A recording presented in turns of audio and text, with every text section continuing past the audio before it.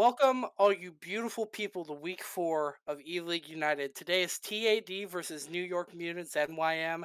You got Pimp Daddy Soundwave and my co-caster Plague Doctor Mikey. What is My good, top people? hat my top hat keeps falling off. But fly. Today is our unofficial quote-unquote Halloween episode, because we're not going to make anybody cast over the holidays, so we're doing it today. We're both in costume. It's true. It's true. We're not gonna force anybody to cast over the holidays, so this is our Halloween episode.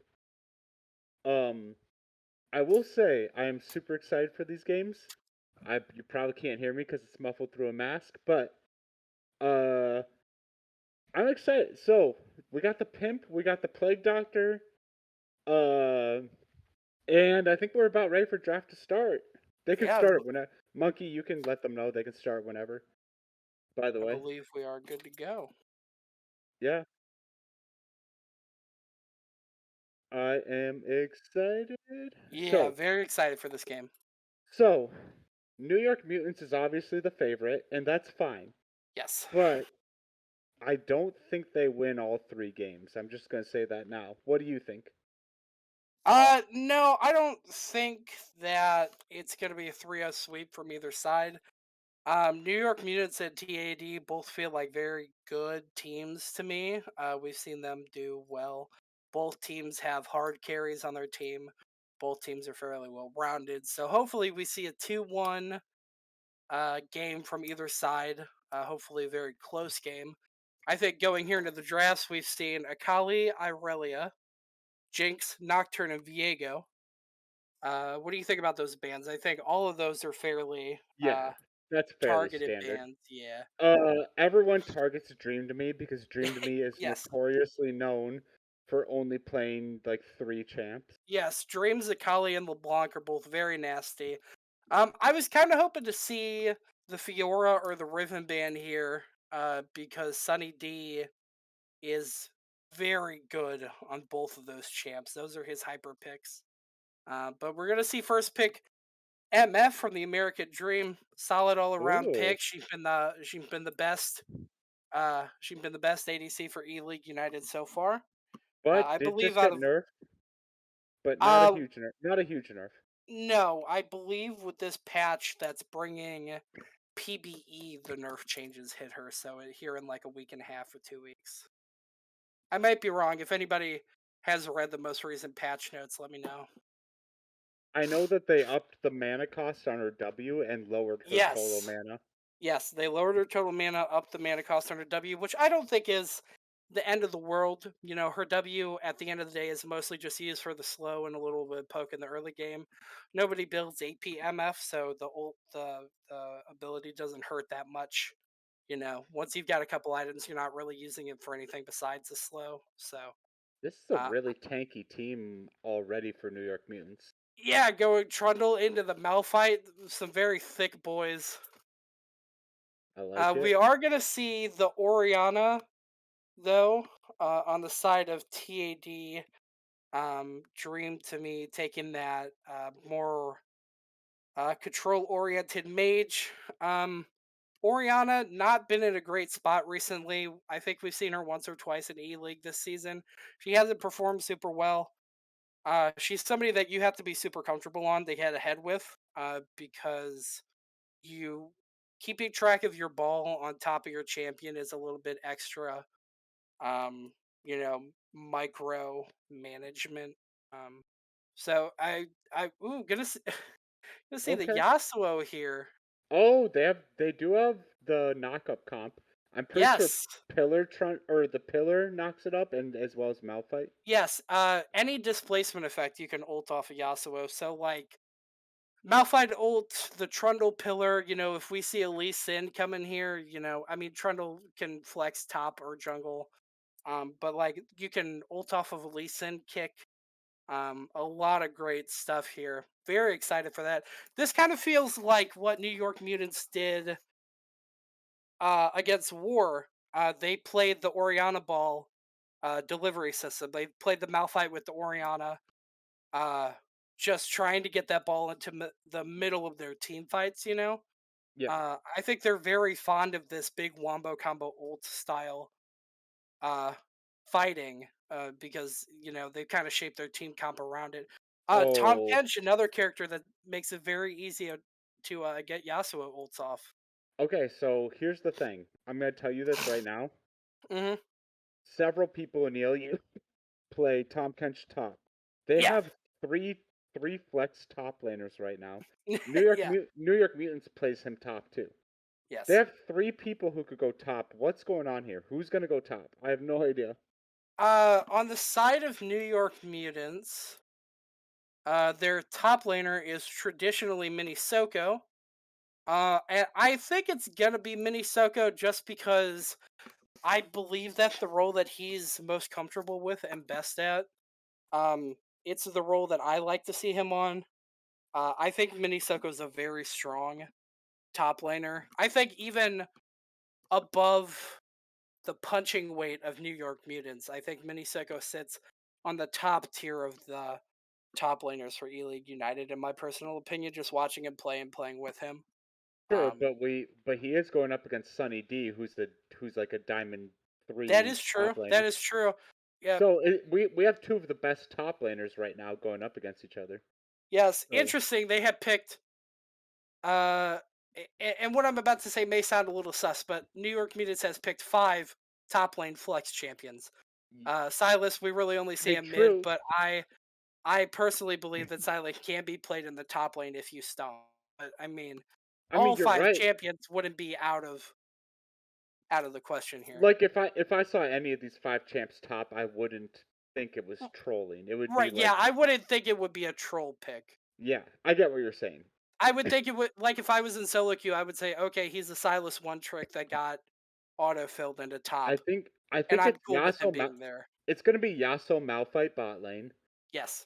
It's gonna be Tom Kench top. It's gonna be Trundle Trundle. jungle, Silas mid. Yes, I feel Yeah, like that's the most obvious position here. yeah. New York Mutants gonna suffer a little bit not having that traditional ADC. However, with how heavy their dive ability is in this comp, I don't know that it's necessarily going to be a huge Well, issue as long as they're so tanky and they have so much life steal. yes, yes.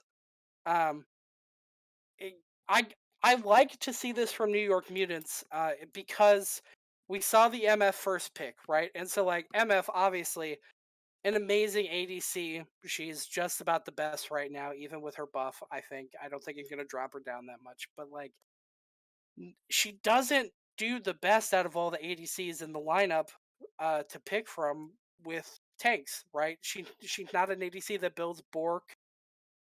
She can't go Lord Doms, right? But she's not building the Bork, the Rageblade, the Kraken Slayer, which is really how you're dealing with your heavy armor, heavy comps. Yeah, yeah. So I mean, maybe this MF decides to build a Bork just to like deal a little bit extra damage because her ultimate does proc on hit effects. But um, I think she may suffer a little bit if she tried to do that because it really doesn't fit into her kit that well. Yeah. I will check. Monkey, are they starting? They are starting, right? Yes. Okay, sounds good. Just making sure. Sometimes people pause for production, and I'm like, don't pause. Just Yeah. Yeah. drafting takes so long. Just go without us, you know? Hmm. Yeah. Um. Yeah, so the guys in chat are making some good points. Stormblade brings up the fact that Gnar and Hecarim are very good into these tanky meleeers, which is true. They're both Divine Sunderer builds, builders, which is very good for TAD. I think they're going to suffer the most here in laning phase. But yeah, so I mean, you're really looking at this Gnar and Hecarim combo to do a lot of the work once they hit their Sunderers. But I don't know that it's enough. If you get caught out by the Malphite Yasuo combo or if Tom Kench comes over a wall with a It ward, it could it is just be also very bad. it's also unfortunate that TAD picked if you exclude Oriana, they picked a Mm, full AD comp against a Malphite, Trundle, Tom Kench, yes, and I like I I that's did just want to. Sorry, go ahead, Mikey. I'm No, kind no, no. of I'm just cutting you off. saying, like, it just didn't seem like a good idea to me. They're picking full AD against a Malphite and two other tanks. I mean, Yes. It's really on Oriana's back here to do some damage. I don't know. I mean, yeah, and that's true, but like again, these guys are so tanky. They may focus on the AD side of their tankiness on their items, but I mean, like, I don't know, Oriana, if she doesn't get ahead, she's not the kind of champion that does any damage to tanks, right? If she's not ahead in CS or kills or Well, items, unless you build double burn items, if you build yes, yeah, Leandres, yeah, for sure. that's She could do about the Leandres and the that, Demonics, that's for sure. that's about it. Other than that, she doesn't do any damage to tanks. Yes, yeah, that's I mean, true. she can I get do a want to void point, staff. She can get a void staff, but like, yeah, what are we doing at that point? I don't know. right, right, but it's still a matter of like building health on a tank is really what shuts down mages, Oh, right? my hat. My um, hat is always falling. yeah, mages have the really good magic resist shred items. They've got the void staff, things like that, the Morellos, but like building health on a tank really um is a bad time for mages because I mean they don't have the consistent damage from auto attacks like an ADC. And so, while they're sitting there waiting for their cooldowns to come back up, they're just not doing enough damage to burn through like that health regen, things like that. I do want to point out though, scaling brought up a good idea. Five melee and Terrell is not a good day for them. That's true. Purely because Rel has the armor pen shred on her That auto, I believe, right? It's her passive. She auto attacks somebody, they lose a significant chunk of Oriana. Oriana. They lose a significant chunk of armor uh, from their kit. Yeah, yeah, precisely. I mean, No, there are some things that TAD is doing well with their draft. right. No. I'm not saying TAD got dominated in the draft. I'm saying I do not like that they picked four AD champs into three tanks. Yes, no, I agree. And Stormblade, you have a good point. Oriana does have short cooldowns and auto attack steroid, but like, at the same time, if she takes if she takes phase rush, she doesn't have the extra electric heat damage, she doesn't have the dark harvest damage, any of those other mage steroid runes. And again, short cooldowns don't they don't mean anything if you're not ahead, right? Like her abilities don't hurt that bad against these tanks that are, they're building six health item or five health items and boots, or whatever it may be. Like, you know, yeah, if Yeah. they aren't building MR, but I mean, How much? it, Oh, go ahead. Sorry. no, I mean, if the Oriana becomes an issue, that I imagine um that MR item is next on their list. I can't It. read chat with this mask on, so Yeah, no, I get you. Um, how much time is left in the Spectre delay, Monkey? Uh, yeah, no, Soko, you're correct. I think I think that New York Mutants has won this draft. I think they have a much greater dive oh potential. I yeah, mean, they definitely obviously, won. They won the draft, but there's things TAD can do. There's a lot of yes, things no, they no, can do. no. There's a lot of things that TAD could play off of. Obviously, like Nar, Hecarim, and Rel, all really good options to carry the Oriana ball into the middle of their team. Totally great options. Uh, Here's what I'm scared of. Hecarim, Nar building the Sunder really helps with the tanks. What I'm But scared of for TAD is they don't know who their jungler is yet. They just keep switching out their jungler every game for somebody different. yeah, Dream to no, Me's play jungle. Cherise has played jungle. Sunny D's played jungle. Ace has played jungle. They've had almost everyone on their team play jungle. They don't know who they want their jungler to be. They're still right, trying to find their identity. yeah, no, and I think I would like to see them maybe play some more flex games on their off time, right? Because I don't necessarily think that maybe these actual season games are where they should be figuring that out. Maybe they are playing the games and they still don't know what works best for them. But Yeah, you never know. another thing to point out: all five champions on New York Mutant side have the ability to proc a Yasuo ult. Silas can steal the um, Oriana ult. He can steal the Gnar push. Um, like Yeah, it's true. All 5 members technically can cross yes. Yasuo, Hmm. technically. So I think we're Even looking for this Yasuo to get ahead and roll the game for their team. I don't think he has to for this game to go well for New York Mutants, but if he does, then it becomes a real big issue. I mean, well, because Malphite ult basically a point and click, right? You can hold up your flash for the Malphite ult, or you could stopwatch it. But outside it's of that, there's not a lot of counterplay just because of how fast the animation is. dude, get the happy fingers going. I've had Yeah, so yeah, many yeah, people dodge my mouth. I don't. yeah. Yes, Oh, yes. I It gotta for take sure a piss. does. It for sure does feel bad to have that Whew. Malphite ult dodged. But All right. I could not see anything or Mikey is so taking off the mask now that you can't see his face. yeah. Uh, Yeah. yeah, just go to this Yes. loading screen. Yeah, go to the game, yeah. Mikey face reveal. it was I the whole time. Yeah, yeah. Oh, and Um we are gonna.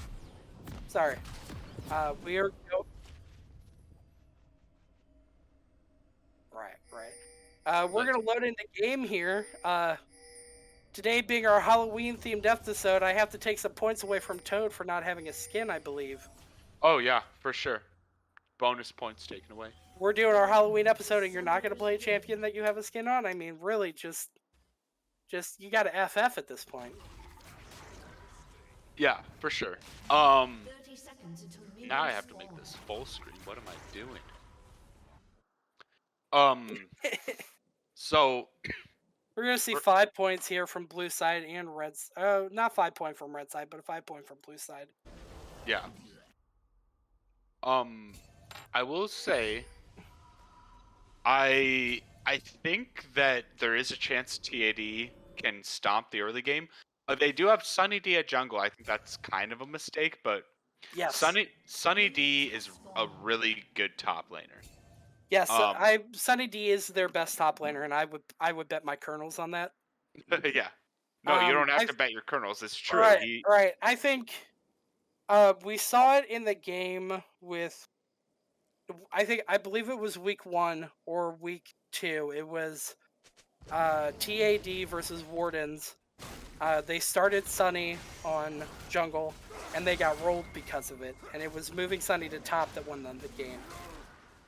So it's a real shame to see him start jungle. Um, because Yeah. I really think their path to victory is that Sunny top lane pick.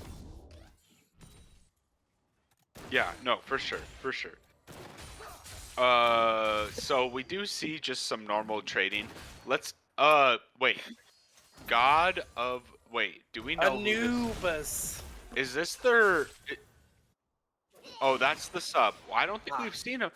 Am I wrong? Have we seen him yet? No, this is a new name. Okay, so I just But got, yes, I had, Nubity informed us that he would have a sub game 1, and that game 2 he would be back.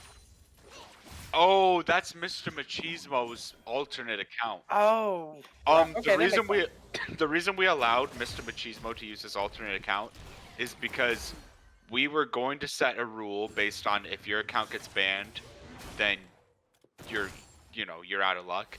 But we decided not to place that rule if your account gets hacked. His account got hacked. We are he clicked on a bad link. Oh, sorry. Hold on. Let me. So we are going to see some sums go out, and we are going to see a first blood coming through on I'm Asian LOL, and we are going to see God of Anubis trade the kill. So it is a 1-for-1. But overall, I do think TAD came out better on that trade. Yes. They got first blood. Both. Oh, geez, we are going to see another kill. So the action never stops. I don't think Dream to Me gets out of this. Dream to Me should definitely not get out of it. But they do burn double flash. So they did there was a cost, but it was worth it. Mhm. Dream to Me does go down. I will say I really like that gank. I'll talk about the gank before the bot lane scuffle just because of my thoughts on it. I think that was a really good gank. Obviously, they got a kill out of it. They did have to burn their flashes, but I mean, if you make this Orianna useless, like she doesn't get to play the game, right? you keep ganking her lane, you keep Dream to me off the CS, off the roaming potential, which Oriana doesn't have great roaming potential, but if you really guarantee that he doesn't get out of lane and you make him useless, he's not going to get to play the game. He puts his ball on somebody, right? Maybe give some people some move speed every so often. Oh, Shreeze That's is about dead. it. Shreeze is dead Ooh, for sure. I don't even need to what an play-by-play that. what an aggressive opening from New York Mutants. I will say Solomon Khan is going hard in the paint right now. Yes, he is going hard in the paint. He's already 2-0. He's losing in farm, but it's definitely worth it. Worth it by a long shot. I would say almost always ganks over farming in the early game. Not always, but almost. I think some champions have to hit 6 before they gank. Yes. The like Fiddlesticks or like something like that. Yeah. Fiddlesticks or the Shyvana, they really have to hit 6 to do anything right. Yeah. This is bad for Captain. This is really bad for Captain Miner. That is a really good knockup by Asian. Asian saved Miner for sure. Yes. So Hector, as we know, is one of the best ADCs, if not the best, in our league. However, Spirit Tracks, there's ISO Square, there's a lot of contention there. There's a lot of contention over the ADC spot, yes. But Hector has been known as one of the best, and New York Mutants is trying to kind of push their lead bot lane with a slight CS lead there. And I think that is the correct thing to do because, at this level of play, I think it was Stormblade was talking about, if you freeze lane on a Yas Malphite bot lane, or even just a Yasuo bot lane, it's not a good time for them, right? But, people really don't get how to freeze a lane, right? It's not something you see that often and done that effectively. It's a very difficult thing to pull off, but I mean, they are pushing their lead in the bot lane like they should be. Like we saw the level 2 fight, which, I think was very good for New York Mutants. Oh, we are going to see a gank here. Ooh. We are going to see Mr. Machismo, who is God of Anubis, stun back. I don't think anything's going to come of this. Actually, Sunny D is going to chase down the kill. He should have went for the blast plan. Sunny D should get the kill with his ghost. Nope. We will see. His dash is up in a second. His dash does get the final kill. He is trapped behind enemy lines. He should go down here. There should be no way. There should be no way he gets out of this. So he did trade one. He did trade one kill for his life. No, I'm okay with giving it to Toad. Toad is one of their main carries. Sorry, I'm gonna cut you off here. Go ahead. But I think it's fine. But their entire comp is built around this Yasuo ult, right? Sure. So even if Toad is doing good, I really would like to see them give the kills to Yasuo. Yeah, okay. So here's what I'll say. Their comp is built around the Yasuo ult, but they don't care if the Yasuo ult does damage. The Yasuo ult. That's fair. Yes. The Yasuo ult is meant to keep them in place as a CC tool. Yes. If the Yasuo ult is doing damage or not is kind of irrelevant. They're doing a comp around CC, keeping them in place forever. Well, I agree. I agree with that for sure. But that's why I like to see the bot lane scuffle where we saw both of the supports got the kills on the ADCs, which is a little unfortunate. But I mean, I think at the same time, Malphite uses his gold a little bit better than Rel. Yeah. Rel is one of those champions that just has really good base scaling. Malphite does too, but I think he gets, especially with his passive, the more armor items he gets, the tankier he gets, and I think it's just a little bit better for him to have the gold than the Rel. Sunny come up though. So I'm gonna remind the crowd why this is a mini rivalry. There are good friends on both teams. Both teams have people. Okay, so we are going to see the dive. I'll cut myself off here. I don't know how this dive works because we are dealing with a Tom Kench. That was actually a very, very ill-advised dive against a Tom Kench. I don't know why they thought that was a good idea. I'll have to talk to Sunny about that one later. Diving a Tom Kench who has gray health is typically not going to work out. Yes. We are going to see the Captain Miner does all into the we are actually going to see them possibly kill Hector. So Hector does go down. However, we will see a kill on the top side. We will see Captain Miner probably go down on the bot side. Captain Miner will go down, but we will see if it's a traded kill. If Asian is able get the kill. Asian will be able to get the kill. No, Asian autoed a Oh. minion. That's Yeah, so unfortunate. That's so unfortunate. He autoed a minion, and that will Yeah. be Sunny picking up the kill here, which is fine. We'd rather have the kill on Sunny, honestly. Yes, But for sure. I will say good play from New York Mutants though. We saw the bullet time come out from Captain Miner, and he immediately got CC'd out of it. I think he got like 2 waves off before it ended. However, the ignite came down and kind of just burned him out before he was able to do anything.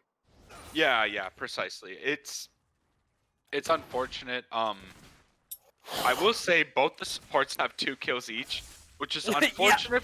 It's unfortunate for the ADCs, but there's nothing you can do about it. I'm sure the supports are loving this game right now. They're getting fed. This is a hyper carry game for Mr. Machismo and Asian.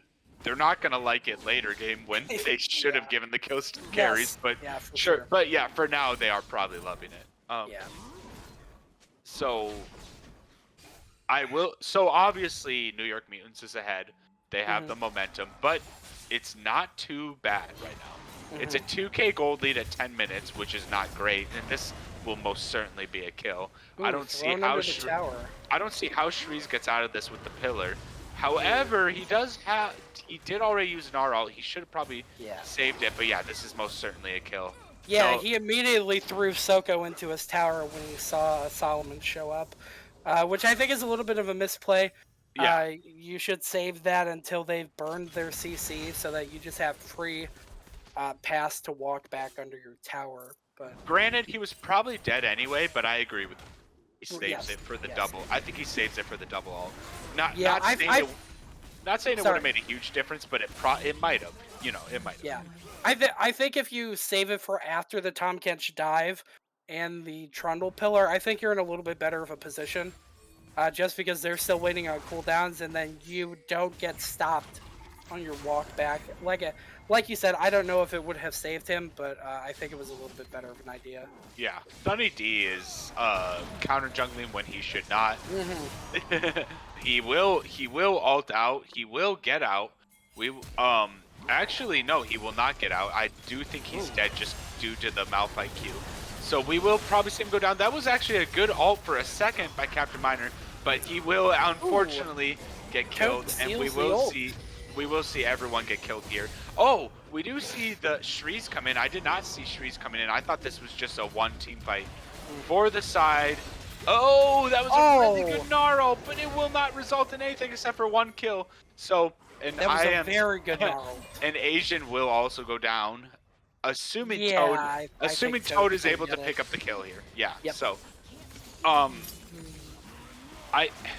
I have issue with that invade there by Sunny D. He didn't have enough vision to be doing it. He got collapsed on. But it's just kind of overall a clinic being put on by New York Mutants. They're playing for sure. I think that was an overextension by Sunny and the Hecarim there.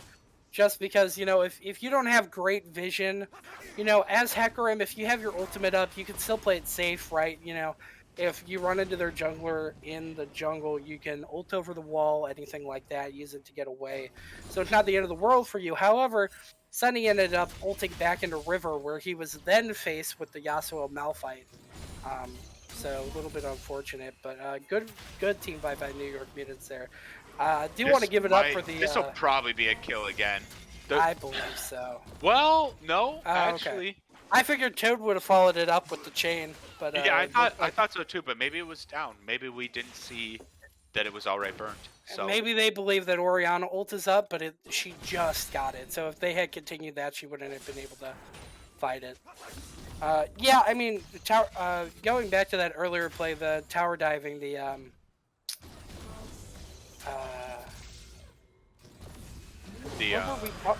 was it the Rel? Oh, hey, we do see. I will say we did see a steal coming through from Sunny D. Very good steal. We might see the kill coming through. They are not able to get the kill. This will almost assuredly be a cleanup play by New York Mutants. New York Mutants will probably clean up most of these kills. We will see if Captain Miner is able to make an outplay. He will not be able to make an outplay. That will be a kill as well.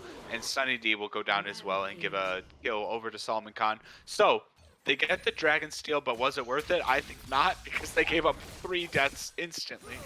No, absolutely not. I mean, yes, they steal the dragon, that's awesome, but like at that point, you just need to let your team know, like, hey, I'm gonna die for this. Don't come and help me, because this is not a fight that we take. This doesn't get better for TAD. No. I don't think this game I don't gets think better. it does. This game gets worse. This game gets worse for them. Yes, I think, looking at the side of TAD, Oriana is crushing Silas and Farm. She's 116 to his 93, but Silas is 3-0 with 8 stacks on a Dark Seal. Well, they are going to make a play down here. We will see what happens. They are able to knock up Mr. Machismo, who, as I'll remind you, is God of Anubis. They're doing no damage to him because he is a Malphite, and we are going to see the counter engage come through from Solomon Khan. We are going to see Asian LOL going down. We are going to see Dream to Me going down. So that is a 2 for 0. That was an unfortunate play due to a teleport from Toad and a nice counter gank from the side of Solomon Khan. Sunny D might be going down here as well. We will have to see. That is a good ult from the side of Captain Miner, but it doesn't do enough damage to make a difference. Sunny D will be going down, but will he? Hector will go down, and Solomon Khan will go down. That was actually a decent play coming through from the side of TAD. You just kept baiting him with the tower shots. Not a bad play. Unfortunately for TAD, they still don't have the momentum. Yes. New York Mutants has the momentum, but not a bad play. Not a bad play overall. Yeah, I will say Hectex on the Yasuo took like 8 tower shots there. Very it was a bit too many. I think he took 99% of health in tower shots, and then Sunny D said, "Oh, I'll whack you and get the kill." Gold for it. But yeah, this is the thing we were talking about. The New York Mutants team comp is so aggressive compared to TAD's, and TAD hasn't been playing the passive game like they should be, right? So you get this aggressive team comp that's being played into you. If you don't respect it, if you don't play it right, you're gonna get stomped every day. And that's what we're seeing here. The game is 8-18 at 16 minutes with a 5k gold lead, 5.5k gold lead. Well, this coming from a complete plebeian, but I don't think TAD's team comp makes a lot of sense. They have the Hecarim, who is an ultra aggressive jungler, and the rest of their team is super passive. Assuming Gnar doesn't have ult up, their team is super passive. Yes. So the team comp doesn't make a lot of sense to me. We actually are going to see a fight coming in here. And Toad does land the chains. That is a really good sombrero, but it might not be enough. And we do actually see an amazing blast come through. And the Gnarl! We do see a huge wombo combo coming through from both teams. Both teams get their wombo combo off. We are going to see Solomon Khan go down. We are going to see the ult coming through from the side of Captain Miner. Actually, we're going to see an ace coming through from the side of TAD. TAD wins the fight with superior wombo combos. We got the Misfortune ult. We got I Am Asian knocking them all up. We got Dream to Me's ult. We have Hecarim's ult. The ult wombo combo was just superior on the side of TAD. Yeah, kind of a bad team fight pick there for New York Mutants. So the Toad on the Silas was running down Oriana, right? And he overextended into the jungle. And then after Oriana ulted, they swapped position because he threw her behind him. And she was able to walk back to her team, where at that point Toad ran into a 5-man, was killed. And then they were able to continue the fight in a 4v5 fashion, where one of your 2 high damage carries is gone at that point. And then Hectex got a nasty 3-man ultimate, right? But it just wasn't enough. Well, there's nothing to cast there, so that just happened. So keep going with your analysis. That there's nothing to see here. And yeah, this is one of the things where like they're so ahead. They just got an ace, but New York Mutants is walking wherever they please and just killing people. It was a good ace, but it wasn't a comeback ace, if you know what I mean. We're seeing signs of life from the side of TAD. Yeah, signs of life, for sure. We're probing the planet, and we're like, oh, signs of life, they're there. But it's like not enough where you're gonna, You know, it's like we found water under the surface of Mars, but we're like, well, I mean, it is what But it is. it is what it is. It's water. Yeah. It's not like we're still gonna invade you and take over Mars. Yeah, there's 'Cause- there's no aliens here. Yeah, right. Um, No, but it was a very good team fight from the yes, side of very TAD. very well played team fight for sure. But if they keep getting picked off like this before Yeah. big objectives come up, because that pick happened right before the dragon came up. That's a free Yes. dragon, you know. Mhm. It's just it is what it is. Yeah, we are going to see a cloud spill here too. Bringing that up, we got 2 drags on the side of New York Mutants, 1 drag on the side of TAD. I will say the team fight was very good, but we are still at a 7-kill deficit for TAD, and they are down by roughly 3.5k gold. So they're still behind. Nar here has 10 CS up on the Tom Kench. Trundle 22 CS up on Hecarim. Oriana a little bit up on Silas by 25. Yasuo crushing MF by 46 CS here. He is 4-4, whereas MF is 0-4. And this is the thing I was talking Okay, about. so that ult was kind of for null because it is a Hecarim who has Sterix and Divine Sunder. You're not going to do a ton of damage to him, but I appreciate the effort. Yes, Donut, to clear up, yes, Yasuo can ult off a Trundle Pillar and Kench W. I Ooh, believe we are going to see a play here. I don't think this play will mean anything, but it's it's a trade of ults, so even trade. Okay, here's the thing, Soundwave. How many Divine Sunders and how many Titanic Hydras are we going to see this game? That's my question. So, I believe everybody except for Silas on the side of New York Mutants can have a Titanic Hydra. Not the best item on Yasuo, but he can still build it, you know? We know Trundle and Tom Kench are building Titanic Trundle, Hydra. Tom Kench, Yasuo.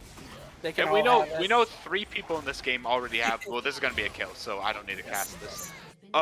We know 3 people already have Divine Sunder. Yes, Trundle has a Divine Sunder. Hecarim and Gnar, like we were saying, does have Divine Sunder. Very, very tanky game. And, interestingly enough, what I was talking about before, MF has opted to take the Kraken Slayer Berserker Greaves boots instead of going for what we're normally seeing here, the Eclipse into the lethality items, which wouldn't do as well into this tanky team. Yeah, you take the Kraken Slayer because you're playing against a tanky team. Yes. I get it. Yes. I get it, but it's just not doing what. It means her ult's gonna hurt a little bit less, right? Exactly. And so, I mean, still a fantastic item. I would say it's just below Eclipse as far as. Well, lethality just does way more damage early and all. Yeah, and so like you against said, the all non-tanky damage. characters.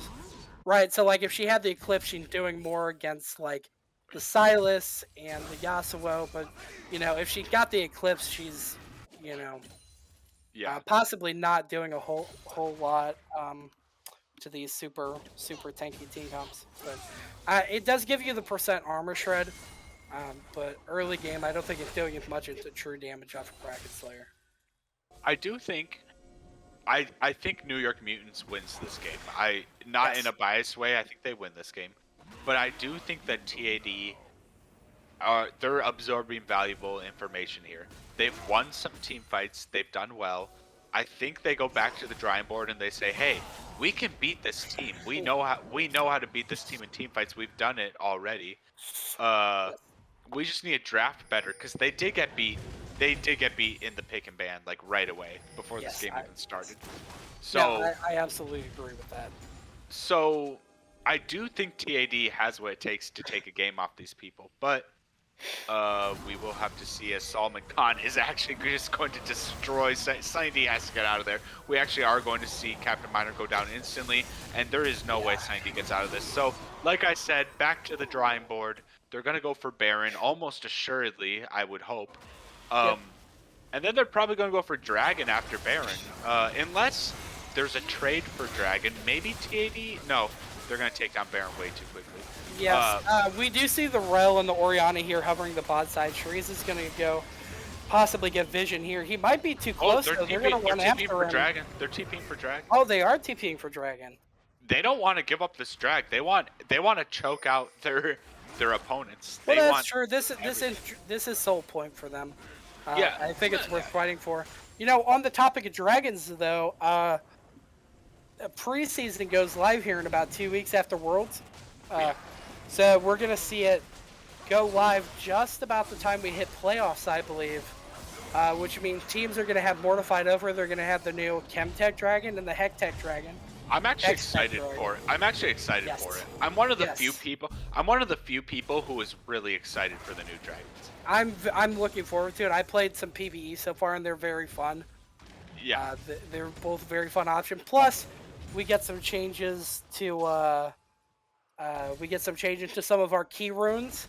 The Omni Stone is going away. We're seeing a new one in what is essentially the new version of Kleptomancy, which used to be Ezreal's key rune. It's gone now, but we're seeing it come back in, I believe it's called First Strike.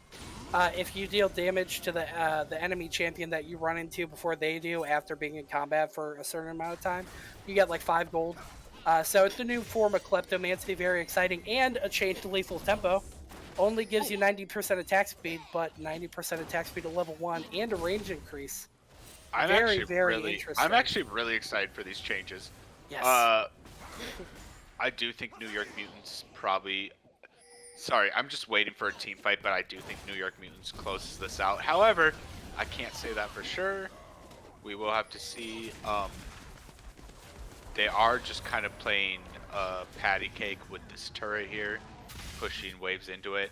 And in the meantime, Toad is going to take a free tower. So they're using Baron buff well with the split push. They're doing a 4-1. 4-1 is probably one of my favorites. 3-1-1 and 4-1 are my favorites for Baron push. But and we actually are going to see a knock-up coming through from Minnesota. We are going to see Sunny D having to ult away. And so that is a huge engage tool down for the side of TAD. Now they might just have to watch their turrets go down. Because yeah. without Hecarim ult, what do they do? Oh, this is what they do. They literally go in with I'm Asian and they go in with the Captain Miner ult. However, Great bullet time. a lot of it was blocked by the wind wall. We are going to see actually an amazing Shreeze Gnar ult. These are some really good ults coming through from the side of TAD. Yes. And we actually are going to see Sunny D maybe win this fight. Sunny D does win this fight. We're going to see Sunny D re-engage back there. Solomon Khan does go down and they are winning another team fight. TAD, yes, that is another ace. TAD gets another ace. A 5 for 1 rather. They get another 5 for 1. This is insane. How are they winning all these team fights, but they're still down by so much in this game? I think they're capitalizing on the over-eagerness of New York Mutants. New York Mutants have, as far as mechanically and macro-wise, been the better team in this game. But it feels like maybe they're overstating what their lead is. God of Anubis going to get a kill on Sunny D. I was about to say that. Yeah, he should have backed a while ago. Yeah, so there's a little bit. Nothing much to cast there. There's been a lot of those kills. Yeah, but I think just taking advantage of the overextension.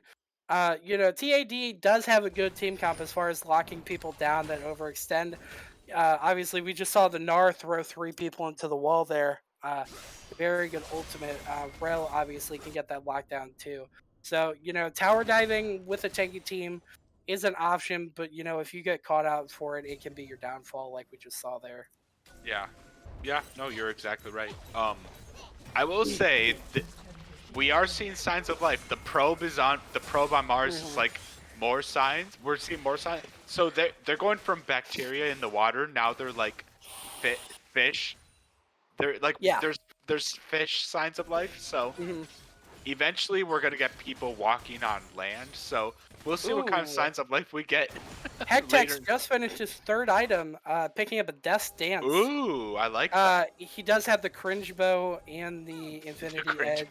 Yeah, I like calling it that. I mean, shield bow is fine, but like, it's so strong. I like calling it cringe bow. But oh, you should have seen how strong it was when it first came out. It was.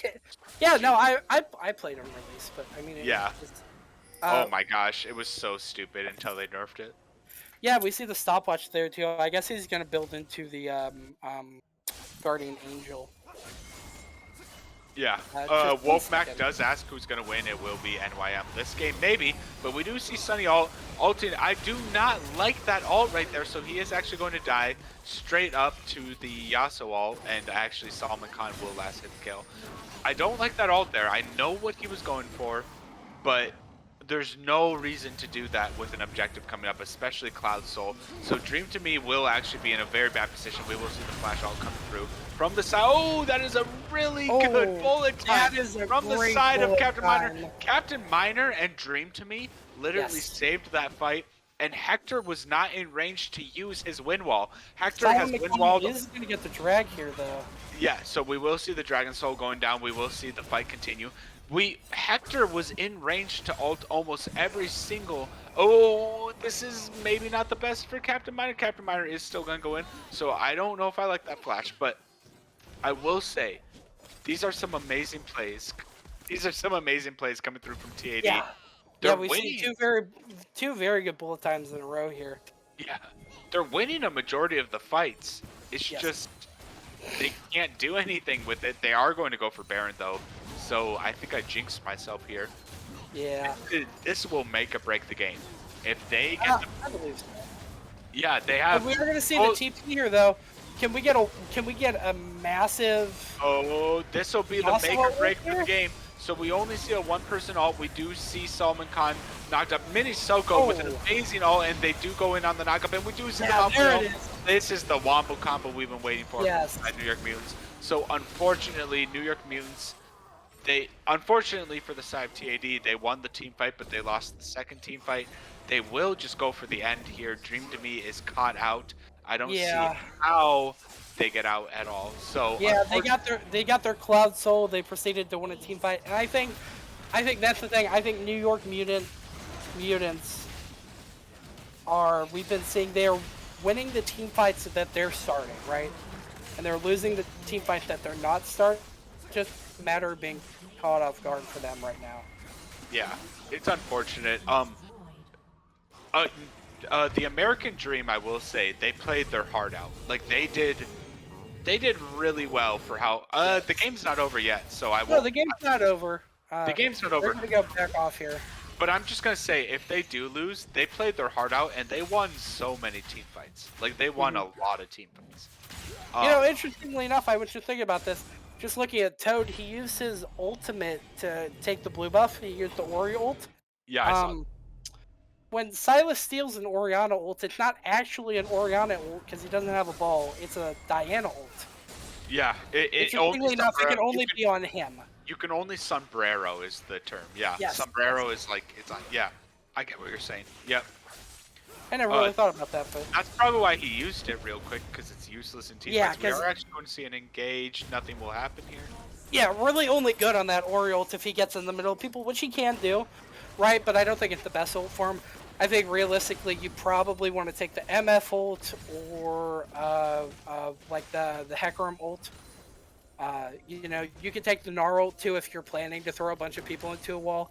I think realistically, the Hecarim and the Misfortune ult are the best all-around use cases for him, though, because he does get the AP scaling on anything that he takes, regardless of whether it's an AP ability or not. We see the pillar go up. We are going to see the tongue lash go down. Yes. And that's just a lot of damage. So, lot of as I damage. predicted, there's basically no MR coming from the side New York Mutants. Yeah.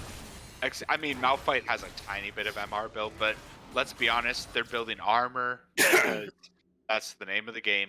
So it's really up to Dream to me to do some of this damage in these late game Yes, team yes. fights. And see, this is the thing I was talking about. Like, Dream to me is 6-3. Actually, the mid laners are almost completely even with their KDA. Dream to me has one more assist. He's 6-3-8, but Toad is 6-3-7. He's down a little CS. However, like I said, Orianna against the tanky team comp, she just doesn't. Oh, we do see the Feel flash my going damage. information. We do see the bullet Oh. time going, and this is another amazing combo coming from the side of TAD. However, we do see the Not ult going to be enough, though. I think. Oh, actually wait a gonna be another second. kill. So we'll see if they can chase Salman Khan down. They do not even try. We do see a nice ult coming through from the side of Shreeze. Oh, this is another thing. Ooh. They keep winning team fights. However, they do pick up a one kill on the backside. They Yeah. keep winning team fights. How Yeah, are that they was a winning these three. team fights? Well, That was a they're 3 for 2. they're behind by so much, but they Yes. refuse to lose a team fight. Yes, Just they're refuse. 10K gold down. I think they have a very good comp for fighting under towers. If you get under tower and you get CC by the Oriana ult or the Rel ult, or you get thrown around by Sunny or Shreeze, I think it could be very bad. Just because those towers do shred anybody, regardless of how tanky they are. They increase in damage as they Yeah. fire off shots. But yeah, I think it's like the thing I said. They're just New York Mutants is handling the team fights that they're unprepared for poorly, Yeah. right? So they're No, winning yes. the team fights that they're starting, the team fights that they're engaging, but when they're caught off guard, Yeah, when they they're look jumped on by a they're five bad man, at they're playing. not prepared. They're good at playing proactive. They're bad at playing reactive. Yeah. Yes, they seem to be struggling with the reactive side, and I think that may just be a matter of not mechanics. I think it may be a matter of like communication. If they have time to sit and plan out their fight, right, the fight that they're going to force, then they do very well. If they get caught off though and Ooh. instantly have to start yelling No, commands at each other, this TP is going to be a big deal. We are going to see Shreeze only get a one-man ult off, so they are Yeah. going to probably back off there. They do get the flash, though. I am surprised they got the flash out of Mr. Machismo. I don't think he had to because they weren't doing any damage to him. But regardless, that is a win for the side of TAD. However, Yes, and Gnarl being down is huge for this fight. Salman Khan is going to go in. We are going to see the bullet time do a ton of damage. However, they are going to get knocked up. They are going to get the double knockup. They are going to get a ton of damage done by Hector. And unfortunately for the side of TAD, they just will not do enough damage to yes, make and it right. this fight was make or break for TAD because this was an Yeah, Elder it's Drag over. fight, but they're just gonna Yeah, end. it's over anyway. So what I will say is TAD looked outstanding this game. They won most of the team like a majority of the Yes. team fights they won. And I will say the MVP is probably I'm Asian. He Yeah, had I'm Asian so did many, a lot of work. He had so many like 5-man knockups or 4-man knockups. Yep. Yeah, no, I absolutely agree with you there. I think if the individual leads were just a little bit too much for them to deal with, though. I'll just put on my top hat because With just the top hat, you kind of look like a pilgrim. actually, you know what? Forget the top hat. The top hat's the thing I'm having trouble with. I'm putting on the mask. Uh, yeah, I think that game went as expected. I think a lot of people in chat, didn't exactly agree with us that New York Munich completely won draft, but I think they did. Their comp was They just too did. aggressive and too front. Their team comp was too front loaded to lose. I think in this situation. So the people in chat probably are talking about like a pro level play. I think Yeah, for possibly. I think for the elo we're at with ELU, New York Mutants Yes. definitely won draft for sure. They're they're That's probably that's something to consider too, right? So like they're when looking you at it compare as like every they're looking at it as like DK versus or Damwon versus SKT. yes, Sure, you, then it's like an even draft or something, but yeah, I think one of the things you have to consider is if you sit there and you compare everything to pro play or like even like top level challenger, like you're not gonna get accurate information because that's not the level that people play at, right? The closest person we have to challenger is scaling, but even then the top of the ladder challengers and pro players are still like a different breed. You get what I'm saying? And so, especially when we're talking about pros, they spend their entire days playing against each other. It's They fast. are they are just different in their skills and abilities compared to like the high ladder, the high ranked ladder, just because they spend all their time scrimming each other, right? They know each other. They know what each other plays like. They draft against each other. So the things that you see in pro play and like high level challenger don't always work in these more amateur style Yeah. leagues because people don't play at 100% efficiency all the time, right? Well, that's what I was saying. And I yes, was saying New York Mutants won the draft for the game they were playing into and the elo they're playing yes, into. yes. No, I agree. I agree. Um, you can start the game whenever they're ready. It looks like they're not ready. Um, regardless though, TAD had signs of life. There were a lot of signs of life. Yes, for sure, for sure. Um, However, at the end of the day, the win does go to New York Mutants. New York Mutants, Mm, believe it or not, is one of our top teams. They are one of our top teams in ELU. yep.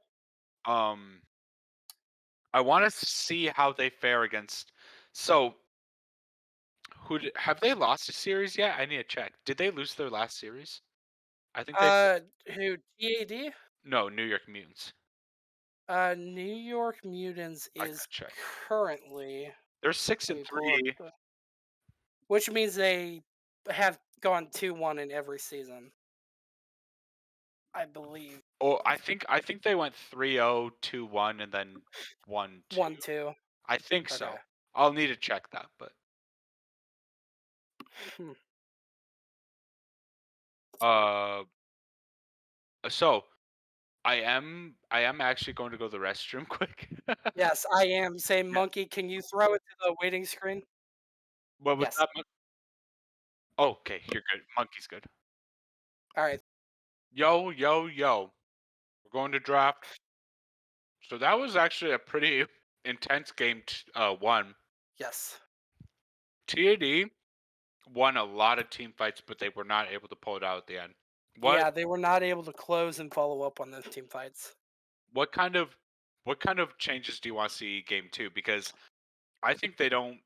I think that they ban a lot of this. Well, they don't I don't really know. ban. I like my brain is saying ban the Yasuo, ban the Malphite, Yeah, but at that point, I'm also sitting here like that's those are just BM bans, right? Because if they do yeah. that, the New York Mutant gets to pick up their hyper carries instead, right? Um, so like, I mean, maybe the Minisoko ban on the Tom Kench because he did a lot of work there. Uh, Solomon Khan, has that Lee Sin pocket pick that he's very good at. Um, but I don't know. I don't know that the band going into the bands phase, it's looking super good for TAD.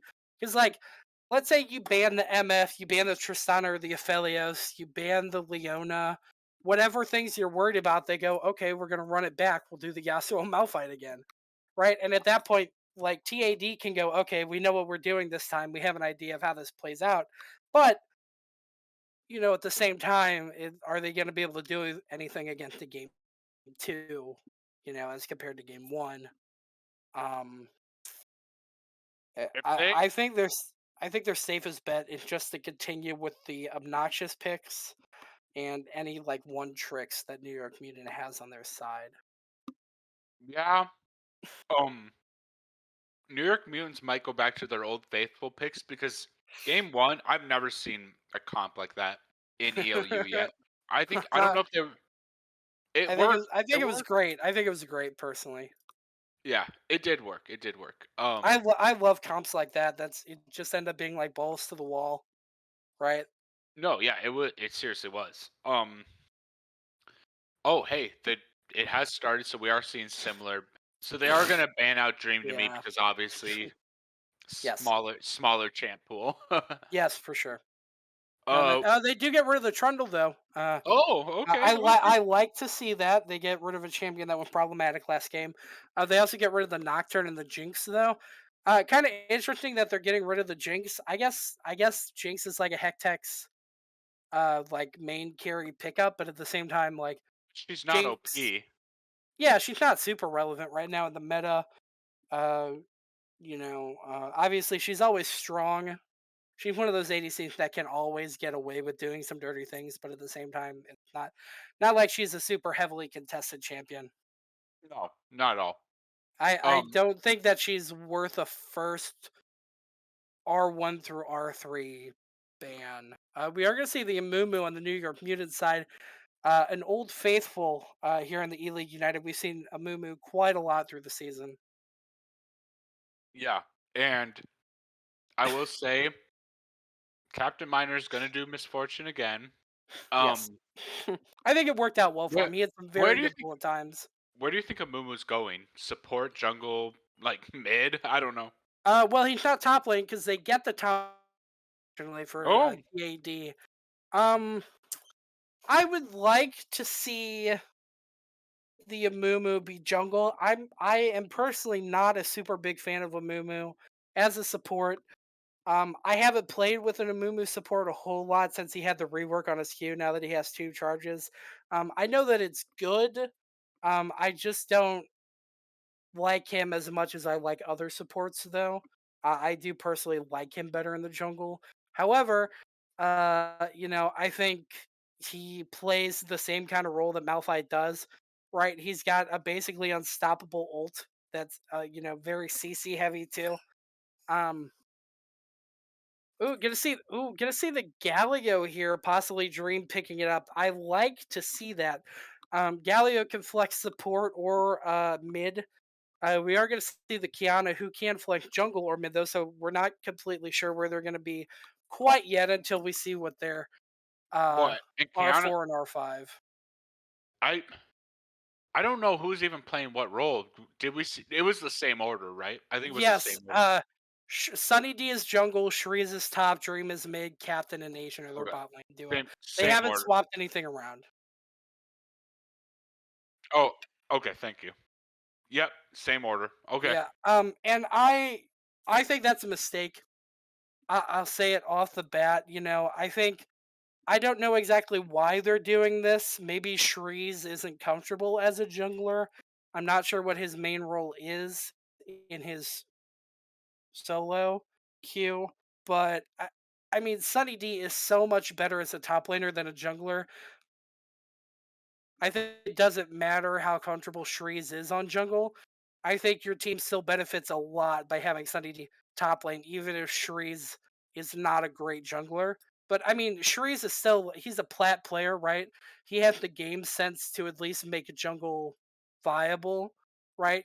I think at um I am a person of the belief that if you are a competent player, right? If you play at the like gold, platinum level and above, you should be comfortable on all five roles, right? You shouldn't be like, oh, well, I absolutely cannot ADC.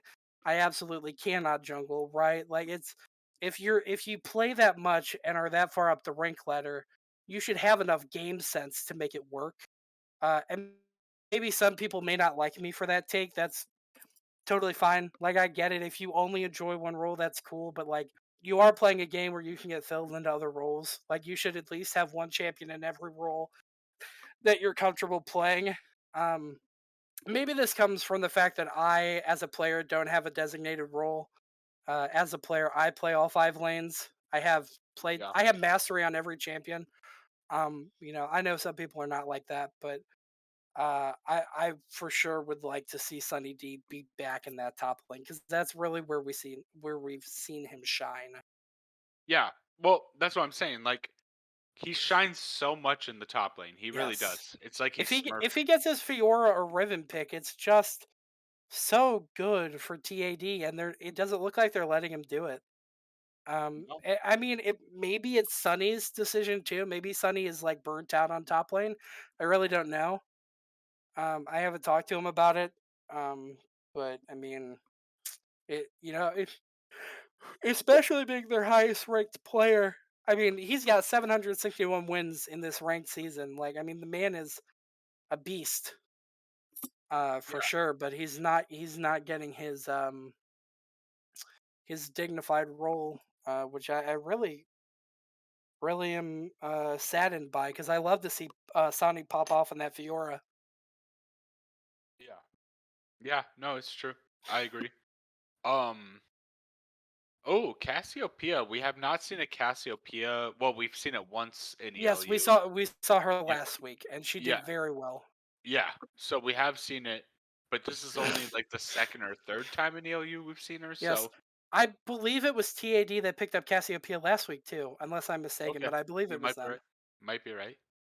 We are Oh, going to get the Shen though, which does kind of confirm that Kiana is jungle and Galio is support, because that fills out their roles the best.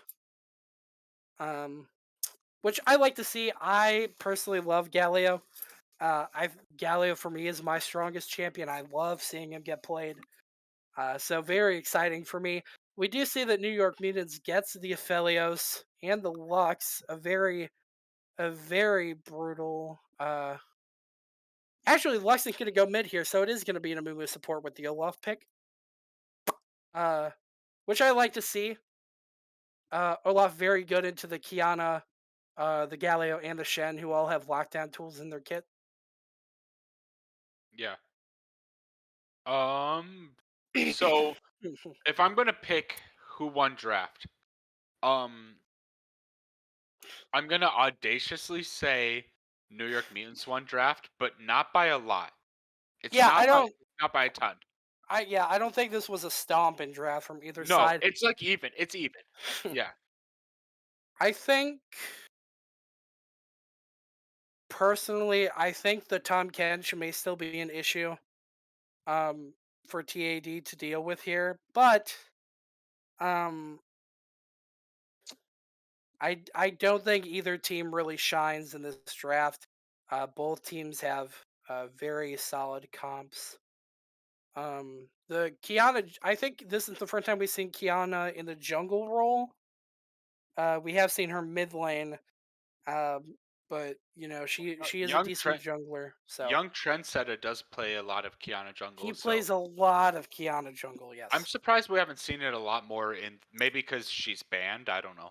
No, I don't. I don't think that we've seen him pick up his Kiana pick so far. Okay, fair enough. Um, Um, I don't I do think New York Mutants won draft, but it's not by much because Shenal and Galio, which are both global. Well, yes. Galio's basically a global ult, so Yeah, for the most part.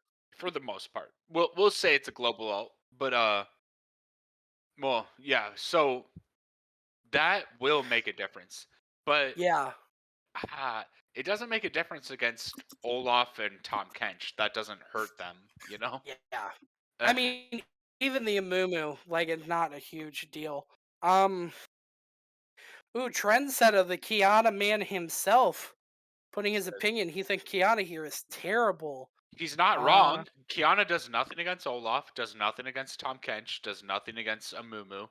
The yeah, only for sure. I mean, there's three champs that Kiana does absolutely nothing against. Just yeah, nothing. I mean, she realistically only gets to blow up the Aphelios and the Lux, and Yeah, even then, Lux has her bind if she gets close enough.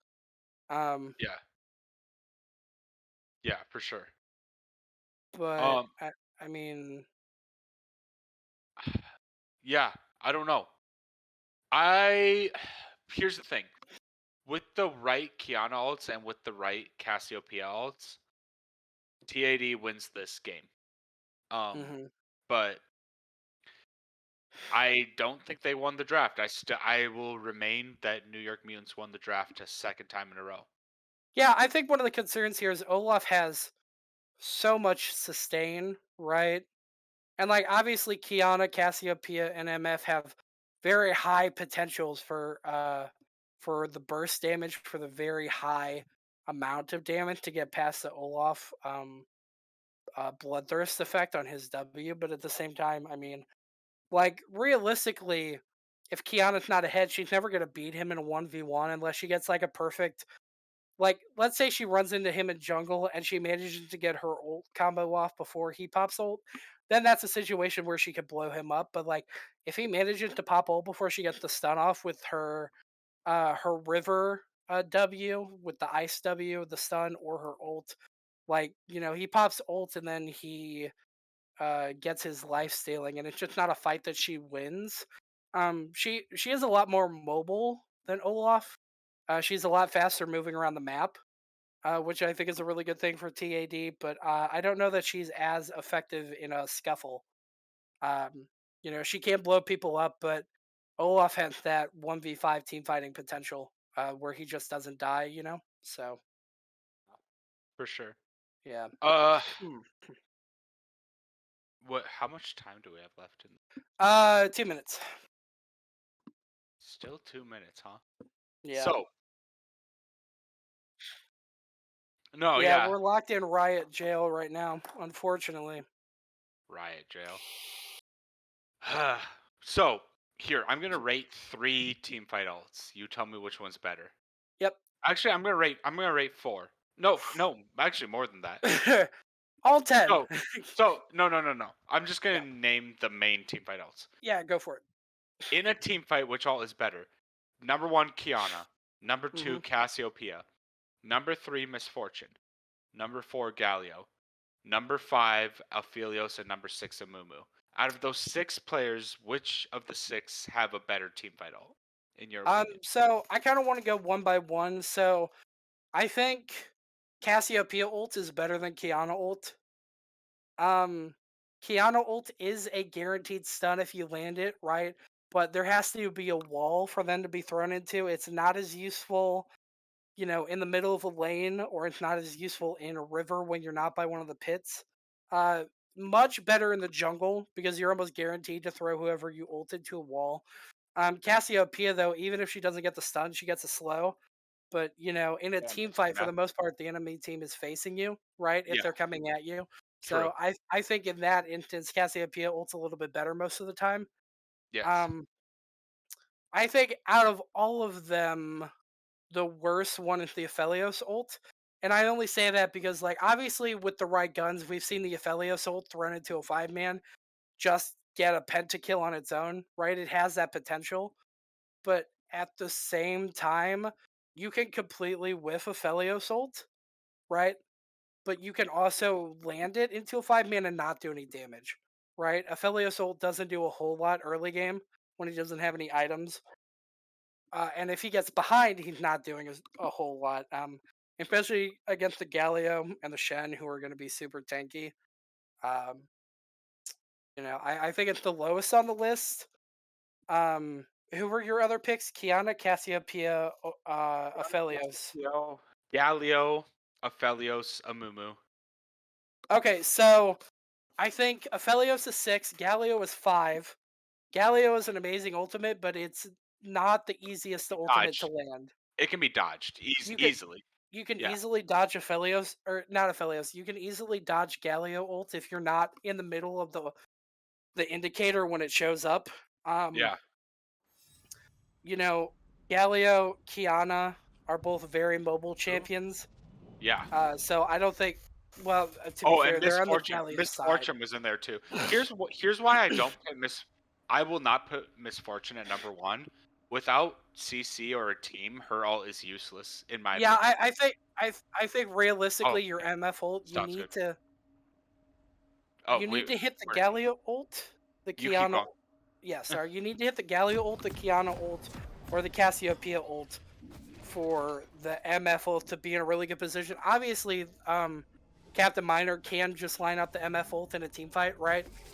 If he gets a good lineup, then it's not a big deal without having CC. But I think realistically, at the top of that list is a Mumu ult, right?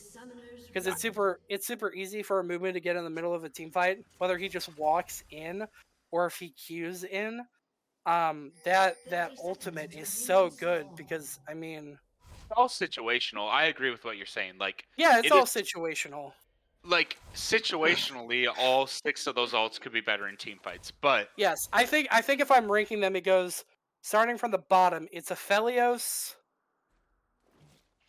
Galio, Kiana, Lux, Cassiopeia, Amumu. Right? I'm gonna put the Lux in the middle of the road because it's on a super low cooldown. At max rank with full items, it's like a 24-second cooldown, right? It's ridiculous. I Like the think they just buffed it again. It just yeah, buffed. Yeah. it's like the lowest cooldown ult in the game. Yeah. Outside of Teemo shrooms, which aren't really an ultimate, but it's just absolutely ridiculous. And if she gets ahead, or even just is keeping up in CS or kills, it does so much damage. It can absolutely blow up the Cassiopeia, the Kiana, or the MF, right? It could be a very bad issue. Doesn't do a whole lot against Asian on the Galio pick because Galio has that passive magic shield, and Shen gets shields from his kits naturally, but still. Young Trendsetter in chat did agree with our sentiment. that Mm. Kiana was not the best pick here because there are 3 champs on the other team that Kiana's useless against. Yeah, So I agree that J4. I agree with Young Trendsetter that J4 is a better pick there. I think Kiana has her moments. You know, in the right hand, she's a very dangerous champion. Uh, you know, if not even like one of the most dangerous assassins in the game. But I mean, at the same time, like it's just a matter of getting ahead. Whereas Jarvan is useful. Like, I mean, he does become a stun bot, and in the late game, Jarvan falls off a lot harder than Kiana. But at the same time, he's useful no matter what, just because of the nature of his kit. You get people shields, you get the knockups, you get the circle, you keep people trapped.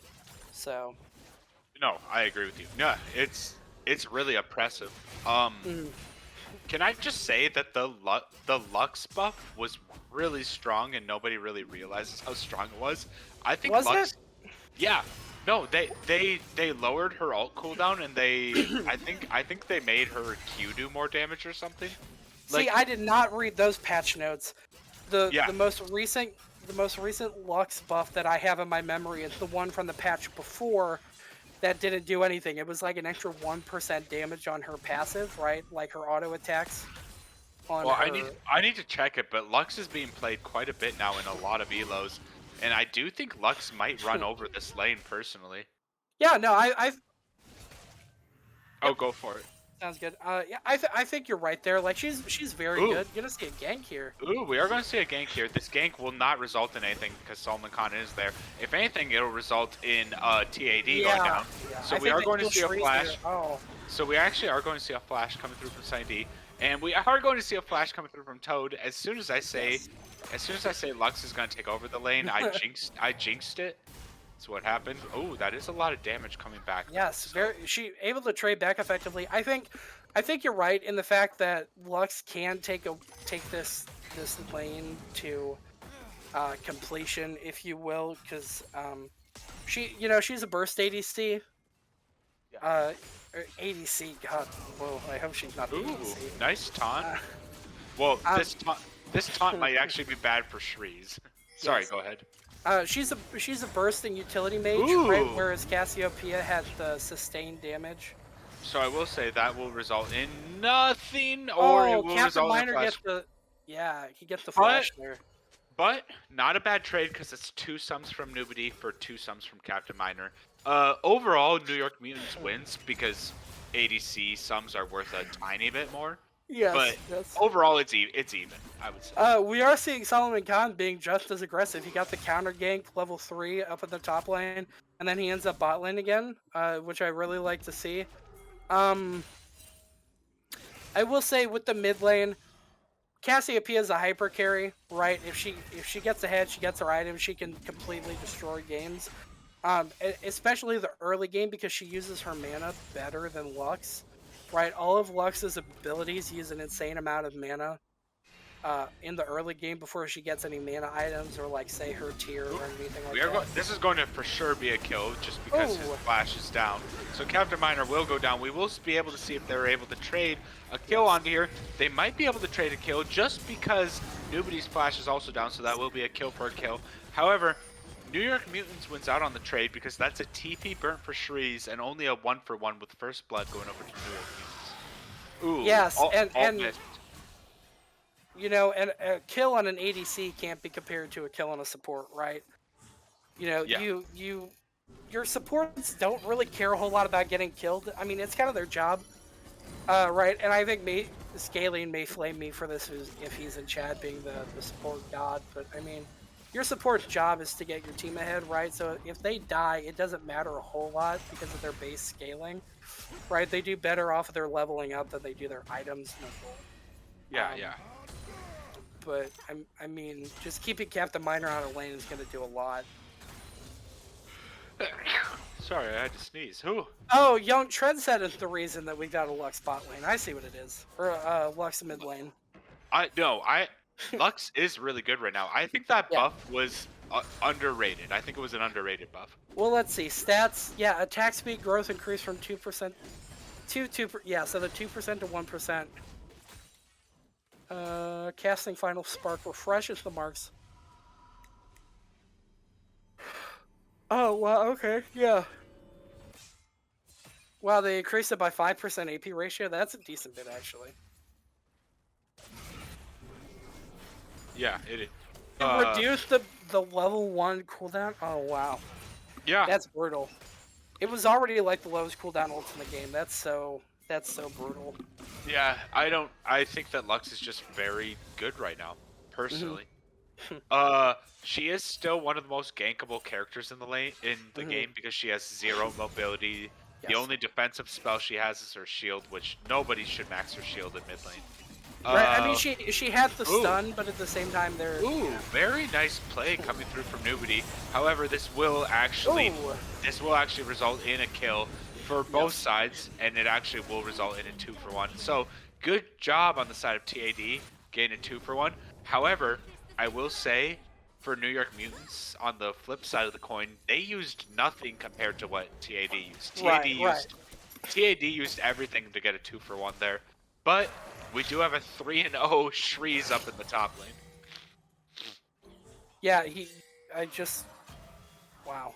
Yeah. He in 3-0. He's got the Tiamat. He's got the Lucidity boots. Um. I mean, Minisoko doesn't have any deaths yet. They've all come from the Shrees roaming. So he is up on CS. He's up on plating. Um, you know, but Olaf has almost double Kion in jungle CS too right now. Mid lane's even with their CS. Neither of them have any kills or deaths. Bot Double. lane is even with Oh, their CS. yeah. I wouldn't say the jungle's double the CS. You'd mean. Well, Well, okay. I was looking at 38 to 60, but now it's oh, 42 to 60. So fair he's up enough. by Fair enough. 18. Fair enough. Fair enough. I mean, when Uh, you say double, like pre 10 minutes, it's like, oh, one jungler has like 15 yeah. more CS, right? Yeah, I get where you're coming from. Yeah. Uh, Um, so yeah. Other than that though, the gold lead's only about 600, 700. mhm. So New York Mutants is the favorite here, but they did not look that strong game one. They did win game one. So Mhm. let's put that in the record. They won game one. I don't think they look that strong. They're not looking that strong here. They're down in kills, but they are up in gold. Yeah, they've had a little bit more roaming potential from the Olaf, it seems like. He's been just about everywhere this game. Yeah, more of an even game, though. Definitely what we like to see. You know, the series aren't that interesting if they end up being 3-0 stomps. You know, it is fun to see the curb stomps come out sometimes, but, like, it doesn't make for the most interesting matches, right? See 2-1 series. I love to see close series, which has Yes. been most series in ELU. Oh, I Mo- tell you what, the game that me and Nitro casted last week was so much adrenaline, dude. It felt like I was on drugs playing that last game. You know what I TAD mean? versus TKK. Oh, Yeah. we do see actually the ult miss on Sunny D. This is so unfortunate, but we Oh. are going to see the bullet time go through. We are going to see the TP coming through for double TP. I did not see the double TP going through. This is most Oh. certainly a lost fight on the side of TAD. TAD will lose this fight, but we will see Dream to Me also ulted. No, everyone's avoiding their gaze. They unfortunately do look at the snake. The snake does get a 3-man ult. We are going to see Captain Miner get another kill here. We are going to see Minisoko not go down. Minisoko's actually going to make a play. And so unfortunately for the side of TAD, they did Wow. not focus the right champs. They should have definitely focused. They should have focused Minisoko there, but they did not. So unfortunately, yeah. Yeah. Unfortunately, New York Mutants does win that fight, or Yeah, not. they get a I- 2 for 5. I keep saying unfortunately. It's not. Sorry. Oh, Sunny D's gonna die here Yeah. also. Yeah. So that. Yeah, that thing Trendsetter was saying, Solomon Khan 1v1s Kiana every day, just about. By the way, I'm not a biased caster. I meant unfortunately for the side of TAD. Yes, It's not. yes. It is not unfortunate for the side of New York Mutants. They are doing amazing. They are winning the game as they should, and they're looking spectacular. They are one of the top. I believe they will be one of the top teams going into playoffs. Yeah, for sure. Trendsetter, come on, man. You can't come in here and just promote yourself like that. What are you doing? Imagine promoting yourself. Imagine promoting yourself in the league stream. Yeah, I mean, honestly, like, you could do some real damage to these people by giving them like coaching sessions on Kiana. Like you could really mess some stuff up. Yeah. Just get a bunch of Kiana one tricks running around here. Oh, that's a season. What do you mean? I lost my train of thought. Sorry. For a second I had in my idea was E-League United Season 3 all Kiana. Oh, actually, we are going to see some good ults coming through. So Hectex. Hector does just take out Asian immediately, and Solomon is going to down the tower. So what I was going to say was, we'll see if Captain Mike. Oh, that is a really nice play coming through. That will be a shutdown. Shreeze is super fed right now on that shot. Yes. What I was going to say last game was, this is a bit of a rivalry because there's a lot of friends on both sides. So there's people on both sides of the aisle, on both teams, that know each other really well. And so this is a rivalry. They want to beat each other. They want to kill their own friends. You know what I'm saying? Nobody hit the plant. Oh, he gets the Yeah. Oh, nice kill coming through. Auto attack following him through. Oh, Shreeze will probably not win this because Solomon Khan does not win that fight. He's getting collapsed on that. Oh, he is gonna kill Miner. Captain Miner does win this. Yes, he does. Oh, so close. So the taunt close. comes through. Yes, that is a good taunt from the side of I'm Asian. So as I was saying, this is a bit of a rivalry because both teams play with each other all the time. These teams are friends. So yeah, for sure. I will say, like, they want to beat each other. I mean, there may be some moments, especially with casting in the games, where it's like, oh well, you know, you're saying some kind of mean stuff about these teams. You know, you're kind of dissing on their skills. Like none of that is meant in a disrespectful way. It's just, you know, we cast how the games are going, right? Like everybody in E-League, there's no bad feelings between anybody. We all play games between season games together. Always in the voice chats, you know, always playing the circus cups, Dream to doing me the A-Rams. Dream to me is for sure to go down here. And Asian is also for sure to go down. We will see if he's able to trade kill. He is not able to trade kill. But they will trade a kill on the bot side. Captain Miner does get that. Captain Miner's getting kind of fed here, so that is good. I'm gonna say something to point out. With that kill, Tom Kench, Manisa goes 3-0. He has a 450 gold bounty on him right now. Yeah, for sure. Both the top laners seem pretty fed. Mini Soko's actually more fed because if you look at the farm way outweighs the kills. He's up 40 farm. Yeah, so exactly 40 farm actually. You can say, oh, Shen is up a kill. That kill means nothing compared to the farm difference. Like, I think even bigger though. Jungle is actually almost double. Like Olaf is actually almost double Kiana CS now. It's 115 to 67. Yeah, no. This Olaf. And he's 4-1 too. Kiana's you're 0-3. Right. That is the biggest difference in the game. Yeah. Is the jungle. He's 4-1. It doesn't have a bounty. To Sunny D's defense, he's made a lot of plays. He's gotten his team a lot of kills. Yes, Sunny D has been very good on this map. He's been doing well, but he's falling behind so far in experience, in farm. It's just and that's something as a jungler you have to consider is like if you spend your entire game ganking, like you may get your team ahead, but you're gonna be behind in farm. You're going to be behind in experience, right? Because you're not getting your jungle experience if you're not clearing your camps. So you really have to have that balance between, like, when am I ganking, when am I taking my camps? Right now, it seems like Olaf is maybe just juggling that difference a little bit better. Toad here going to look for the dream to me from the bush. Yeah, again, New York Mutants seems to be winning the matchup, but it is closer than one would expect. This is a closer matchup than I think anyone would expect. However, the favorite is winning, so it is what it is. Ooh, mini Soko here. He should be. Shreeze should be dead. Knock up. Yeah, he's just dead. So, I don't think either side is hard winning right now. New York Mutants is ahead in golden kills, but I don't think they're insanely ahead. Misfortune is 5-3, right? Kiana's been doing a lot of work around the map so far. Sharice is 4-3. I think it will snowball with New York Mutants team comp. I think their lead is just gonna snowball. Yeah, I think if they hold their pressure, they are going to snowball for sure. It's up to the Wombo combo. If you can get a good Cass ult, a good Kiana ult into the Misfortune ult, Yeah. if you can get that Wombo combo off, you can win. But as of now, oh, Dream to Me, Oh, what a solid So stun. Dream to Me probably will die here because, maybe not. I misspoke. Oh! That was an amazing ult, and we do see a team fight going down Wow. mid lane. We do see Hector actually land the ult, and we do see Kiana land the ult as well. So we are going to see a kill going down for the side of New York Mutants. We are going to see Nubity go down. We actually are not going to see anybody else go down, but that is a 2-for-2 across the map. Very well played by both sides. However, the winner goes to New York Mutants because they have a Rift Herald to put down. Sunny D is going to try to get the flank. We'll see what he can do. Oh, they get it before he charges. He gets to keep his full health. Yeah. So They're going to look to get the charge for this tower and the Nexus here.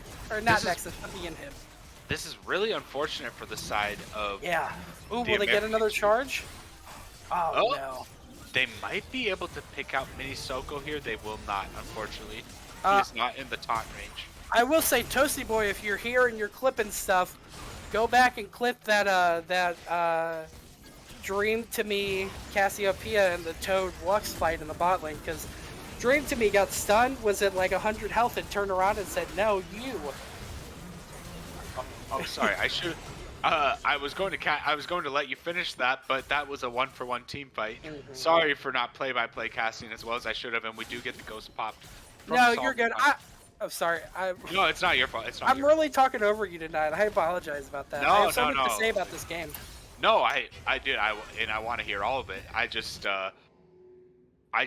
don't know what there is. Some of these team fights, I don't know what there is to say about it. Like, Right. it's like a free kill. Like when they're ganking top, it's just a free kill. There's nothing to play-by-play cast about it. It's like, oh, it's just what it is. You know? Right. And we are going to see Mounted Drag come up here in a minute. It's going to be a Mounted Soul. Both teams have one drag. There's an Ocean Soul on the side of New York Mutants and a Cloud Soul on the side of TAD. Sunny D going to get caught out here, though. Yeah, this will for sure have to be a kill on Dream to Me just because of the Olaf ult. Oh, the Sharice does have a decent ult coming through, but actually this is a tragedy for the side of TAD because it is a 2-for-0. They are not going to decide to engage. I don't know why. I don't know why Asian held his ult. Oh, his ult is down. I'm sorry. Yep. I'm sorry, Asian. Your ult is down. Yeah, Asian used his ult in that last major team fight. Yeah. I am sorry, Asian. I did not know you used your ult that last. So my bad. Again, something I want to point out: we see Misfortune going to Kraken Slayer, Berserker Greaves build here again, which, like we said, is fine. I don't think it's the play for this game, though. I think this game you really wanted to have the Eclipse into like the Collector or something like that. They're less tanky than they were last game. They're still tanky, but Olaf is a they're bruiser. They're not tanky in the same way. Right? Yeah, it's not in the same way. Olaf does not build resistance, so this will be a kill going down. He's to tanky Asian. because of his lifesteal. That's what makes him tanky. Ooh, this is actually a kind of aggressive play coming in from Mini Soko, so we'll see if they can punish him. They should be able to punish him maybe here. That is the bullet time. So that is a really good punish coming in onto Mini Soko with the bullet time. Yeah, he just didn't have vision of that wall between the base wall and this leftmost jungle wall here, and wasn't able to see the rest of his team following up on that kill. I'm gonna be honest, it looks like both... We know who's winning, but it looks like both teams are having fun, and that's really... Yeah. That is really the most important part. It looks like TAD is having fun. They're not winning, but they're having fun. And you know, to be fair, without all chat, we don't really know what they're saying to each other. Maybe they're not having fun. Maybe they hate their life. They might be flaming each other. We don't know. I agree with you in that it looks like they're still... It looks like they're having fun. It doesn't look like... It doesn't look like TAD has given up. It looks like they're still playing to the best of their abilities. Oh, Sunny D is going in. Oh, that is a very nice ult. So we will see Hector going down to Asian. However, we do see the Olaf ult coming down, and the Olaf ult is going to erase everything. Yes, They call Olaf Alt the Great Eraser because it erases everything that happened in the past. Dream to Me is actually going to not do as much. Oh, Dream to Me might take down Nubity. We will have to see here. No, Dream to Me does not. So we do see a quadra kill coming through from Salman Khan. And can you say Colonels? Because yes. Come on, can we get the penta? Ooh, the Lux stun would have been great. But there. don't worry, Solomon. You still get Colonels for a quadra kill. Yeah. So, how many Colonels do they get for a quadra kill versus a penta? Quadra kill is 50 Colonels. Penta kill is 100. So he could have gotten 100 Colonels if he got that penta. They're getting that many Colonels just for getting penta kills, and I have to gamble away mine with the potential of losing all of them. What is going on? Hey, you beat me in that last gamble, okay? What was it? Yeah, What game did we even gamble? It was Wardens versus T80. Oh yeah, Wardens won. That's right. And I was in that game. Wait. No. It was the game with what team is Spanaway on? It was Spanaway's team. GCA. GCA. Yeah, Golf, or Grand Canyon Angels. Yes, it was GCA versus GCC, I believe, actually. Because you said something. Oh no, New York. No, it was New York Mutants versus GCA. All right. All I know was that I was repping Spanaway because somebody said something against them, and I was like, you don't do my boy like that. But that was the closest series ever, and New York Mutants almost won it. Yeah, no, for sure. New York Mutants is really good. They are very good, and it looks like they're trying to break into the top 4 teams here with this game. You know, I don't really like this Baron thing just because. I mean, at this point, Solomon Khan can do Baron on his own, right? With his lifesteal in his kit, he can do it on his own. It may take a little bit, but I'd rather see his team. Shreeze is dead, so just go ahead. Yeah. I would have rather seen him do it while his team takes the 3-point around the jungle to keep the enemy team off. But I mean, regardless, they're just gonna bait a fight here, and they're gonna pick off Shreeze and potentially Sunny D. It looks like. Yeah, Sunny D's dead. He didn't even get the ult off, and Asian's dead. So this will most certainly either be the Baron or. Man, I don't know that Toad has hit a single person with his ult yet. They keep dying before he goes off. He has them dead to rights, and his team kills them before the ult actually. Yeah, fair enough. They're just they're dying too quickly for the Lux animation to go through. What's unfortunate for teams like the Revolution and the American Dream is they have moments of glory. They have shining light. Both those teams are oh, we have a shining light here that's a moment of glory. We look really good. But they can't convert it into anything. Now, granted, TAD at least has a couple wins. Rev, unfortunately, doesn't have any. But both teams really they know how to turn it on, but then they'll win a team fight and they won't get an objective out of it. You know what I'm saying? Yeah, no, for sure. I think, and I just thought about this, I think TAD is like the C9 of E-League United, because in that fact that, we know they're good, we know they're great players in the league, and, they do crazy things sometimes, we just saw C9 make it to quarterfinals, but it doesn't seem like they have the follow-up potential, unfortunately. Yeah, and I'll remind people, back to last season, TAD got 3rd place. They were the 3rd best team last season. And now we're looking at them as a bottom team, but we know they're not skill-wise. Skill-wise, they're not a bottom team. I think the draft picks really just ended up really shaking things up, you know what I mean? Yeah. The new players on the teams really just switched things up on them. Yeah. So, we are actually going to see them try to... Oh, they did try to steal the dragon, but it didn't go through.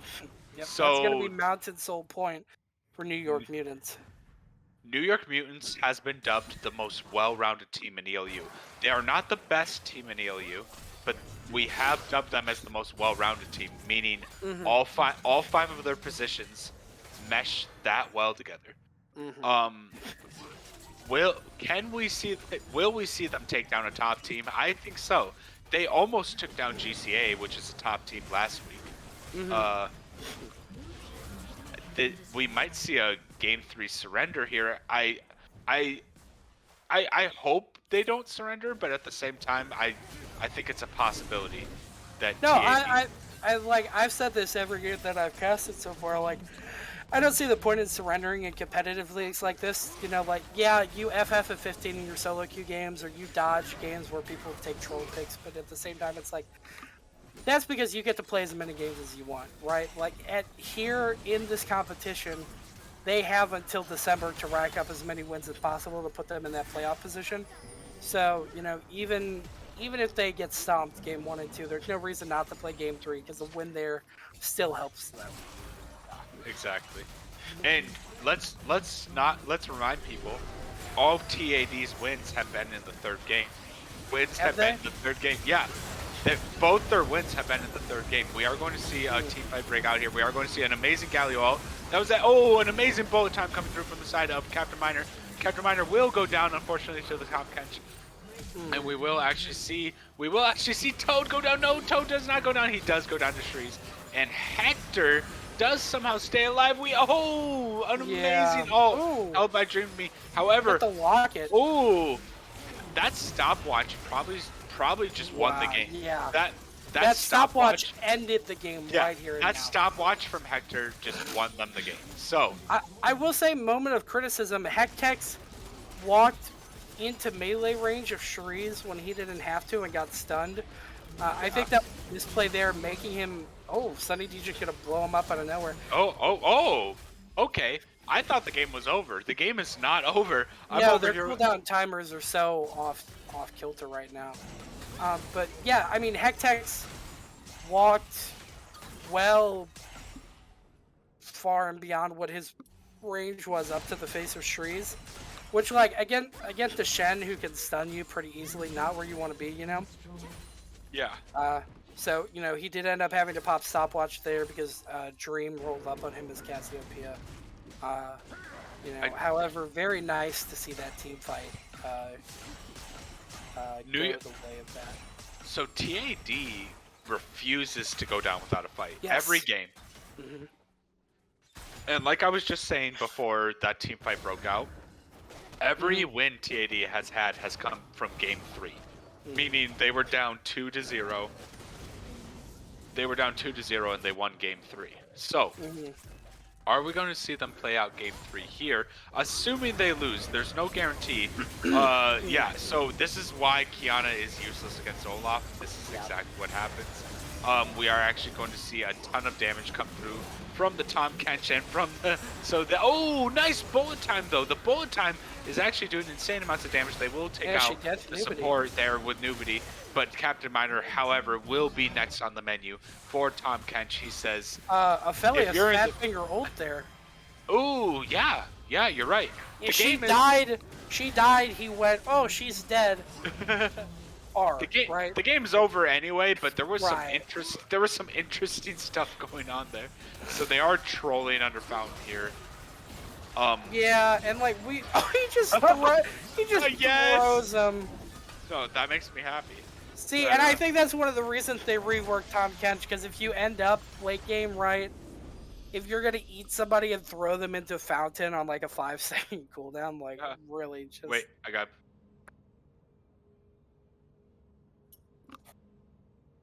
Wait, my mask isn't on, but it's like a horn on my head, like I'm a rhino.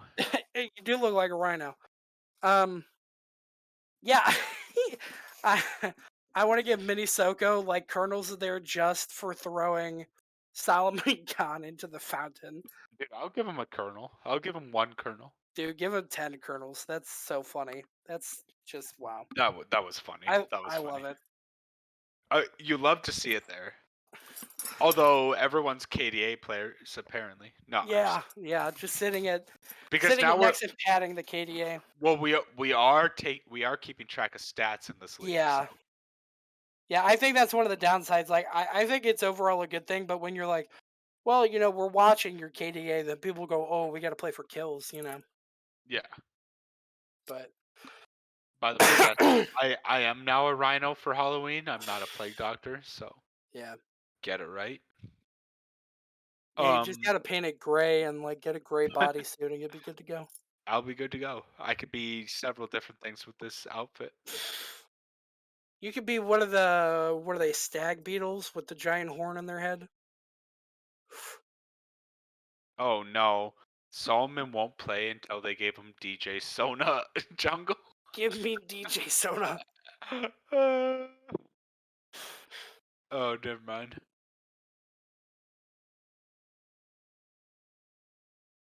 This is tragic. So it looks like they are going to play game 3, though. Well, like I said, TAD, all their wins come from game 3 wins. Like Right. this is how they do it. Yeah, no. I mean, I don't think there's any reason not to. I think it's totally fine.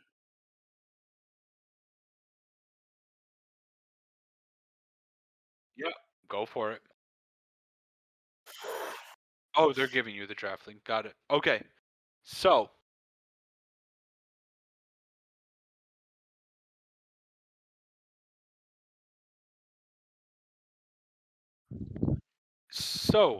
we are going to see game 3.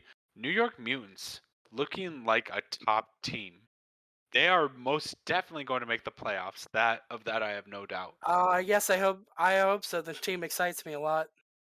The question is, will TAD make the playoffs? They might. They very well might. Yeah, I'm gonna be honest with my feelings here. I don't know that they are right because there's 4 playoff spots. It's the semifinals and the finals, right? 6. There's 6 playoff spots out of the Oh, 9 okay. teams. All right. The So the I top mean, 2 teams get buys, and then the 4 teams oh, play. they get buys for the quarterfinals, or Yep. So the okay, top 2 teams get buys. The bottom 4 teams play each other for the buys.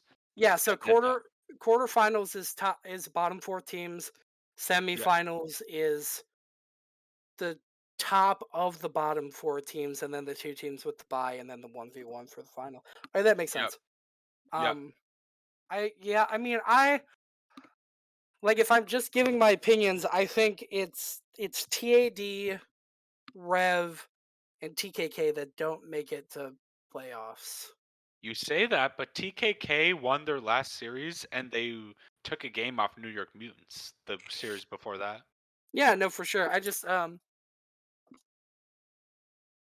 don't know. It just feels like they haven't played Enough it together, maybe. a lot. Like I like them all as people, but at the same time, like I don't know. They're the team that I know the least about. Like out of all the teams, I know the least about TKK, and they're not doing super great in the standing. Oh, we're going in the draft. Perfect. Um, I don't know. Those are just preliminary thoughts. No, you're by the power rankings. You're right. Those are the bottom 3 teams. We're still several weeks out from playoffs. So I mean, playoffs start what, early December. Yeah, those are the So bottom 3 teams. But TKK, I would not be surprised if TKK just has a huge comeback. Same with yeah, it's TAD possible. actually. TAD this series has shown that they can win team fights against some of the top teams. Like I they just I showed that. I think one of their issues is that everybody knows to target ban Dream with their first 3 picks, and it's really hurting TAD because Dream has such a small champ pool, right? Oh, okay. That's all good. I mean, we'll talk That's all about our our thoughts and feelings We're while it talk goes we're on. casters, we talk. Yeah. Uh, No, you're the best. Thank you, Monkey. You're the best. yeah, no, but I mean, I just like I don't know. I think if Dream doesn't expand his champ pool, he's gonna get target bans, keep getting those 1 through 3 target bans, and it's just not gonna be a good time for T. Yeah. Because we're seeing Dream pick like he gets the Cassiopeia, he did fine on it, but he had the Oriana game 1, and it really didn't pan out. I really don't think control mages are where Dream feels the most comfortable. So I think either expand his like mid lane assassin champ pool outside of the Akali, the Irelia, the LeBlanc, and pick up some more mid lane assassins. Like the Talon, the Zed. You know what I would really like to see as I would like to see Fizz. I'm gonna say it now. We Okay. haven't seen Fizz Nice. yet. Yeah. Fizz hasn't been relevant recently. Fizz is my favorite champion to He play, he though. got a he got a buff a couple patches ago, and I think he is Yes, I It think wasn't he's enough doing. to bring him back into the meta, but I mean, he's still a solid pick. He's not a bad champion. Um, Yes, he is a curb stomp champion though. You that's know, true. he suffers from the same thing that a lot of AP assassins do. If they fall off, they don't do anything. If they get Exactly. ahead, they stomp, right? But uh he plays more similar to the AD assassins in the mid lane. He doesn't really play like the Akali or the LeBlanc. But I mean he's a super safe champion too Uh, uh with his pull jump, you know. Yeah. And I would just like to I'd like to see it. I think Dream would be really good at the Fizz if he picks it up. Um, you know, and he does super well in lane too because he gets the resets on his W. It's super easy to farm with Fizz. Your Wait, they're E banned. blows. Okay. Wait. Oh yeah. I'm sorry. I was gonna cut you off for just one sec. They No, did you're not. good. We're in the They did ban not. phase. They did not ban Dream to Me out. They banned Sunny D. Which Dream? Okay, they banned out Dream to Me's Irelia, but the next two Mhm. bans were all Sunny D. Why? Yeah, Why are so they? Why are they switching their bans all of a sudden when it was working for them before? I think it's because Sunny D is in the top lane now. Oh, they switched Yeah, lanes. Monkey. Yeah, Monkey. Can you swap the sides? No, you're right. You're right. You're right. Thank you, Yes, Monkey. yes. Monkey showed us that. Yeah, indeed. Indeed, that they are banning out Sunny D because Sunny is going top, which is what Sunny should have been this whole time. Sorry, Yeah, I got yeah. flamed. Sunny D should have been top this whole time, and like they did it in their game against War, and they did it now. I don't know why they're only letting Sunny D play game 3. Like, because I think that really could have made the difference in this matchup in Oh, this series. But every I time they mean, put Sunny D top, they've won that game. Like they I, won yes, nearly every every game they time put him Sunny top. D is top, he is one, which is I think it's a really frustrating thing for me personally to not see a player get to play Yeah, his best role. You know, like what are they doing? Like like, I don't know. and I sit here and I wonder, like, is it Sunny's call? Is it their captain's call? You know, I Like think if it's their I think yeah, Sunny is obviously not the most experienced jungler, and that's not Flame. He doesn't seem it's like not his role. It's not it's his not his role. role. But top lane, he's so good, it's Yeah, insane. I mean, You he know, might just be the best top laner in the league, he and might be it's like he I might be the best top laner in the league, but jungle he's just not experienced with yet. And so when I see him put a jungle, I'm like, okay, that's fine. He's still a diamond player. A diamond player will do well in jungle, but he yeah, and won't. like he does fine. He does totally fine.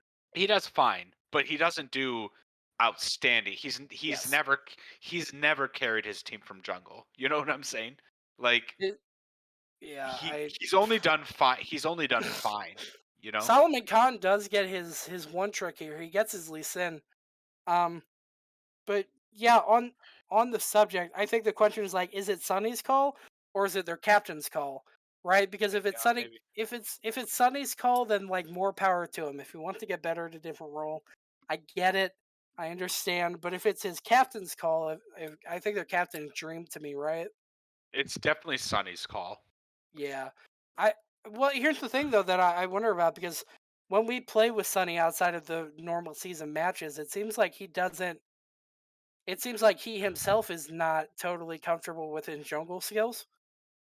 And so like verbally, you know, like he talks about it, but I mean like if it's not Sunny's call for him to be in the jungle spot the first 2 games, I think it's a big mistake on their captain's part. Sonny, let me not mistake what we're saying because we're both on the same Yeah. page here.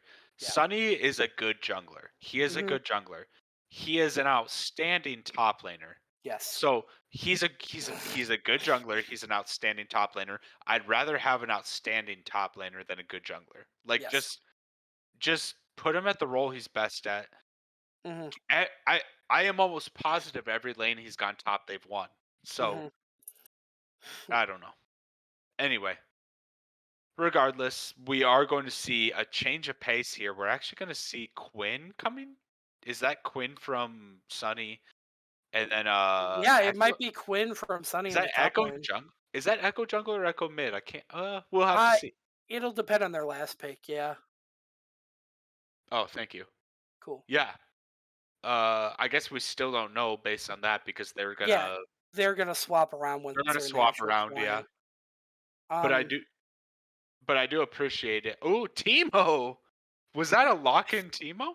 yeah, it is. Yeah, it is, buddy. That's a Ooh, Teemo top Timo. lane. Okay. Ooh. I love it. I love Oh, it. who was it the other day that called me heartless for having the most mastery score on Teemo? Was it Oh, Violet or first of all, I don't you're remember, you're but heart you're heartless if you have mastery points on Shaco. If you have mastery points on Shaco, why why are you just leave? Just oh I can't. boy. I Teemo can't. getting Teemo getting a big buff come preseason. I don't know if you've seen gameplay of Teemo's buff yet in PvE.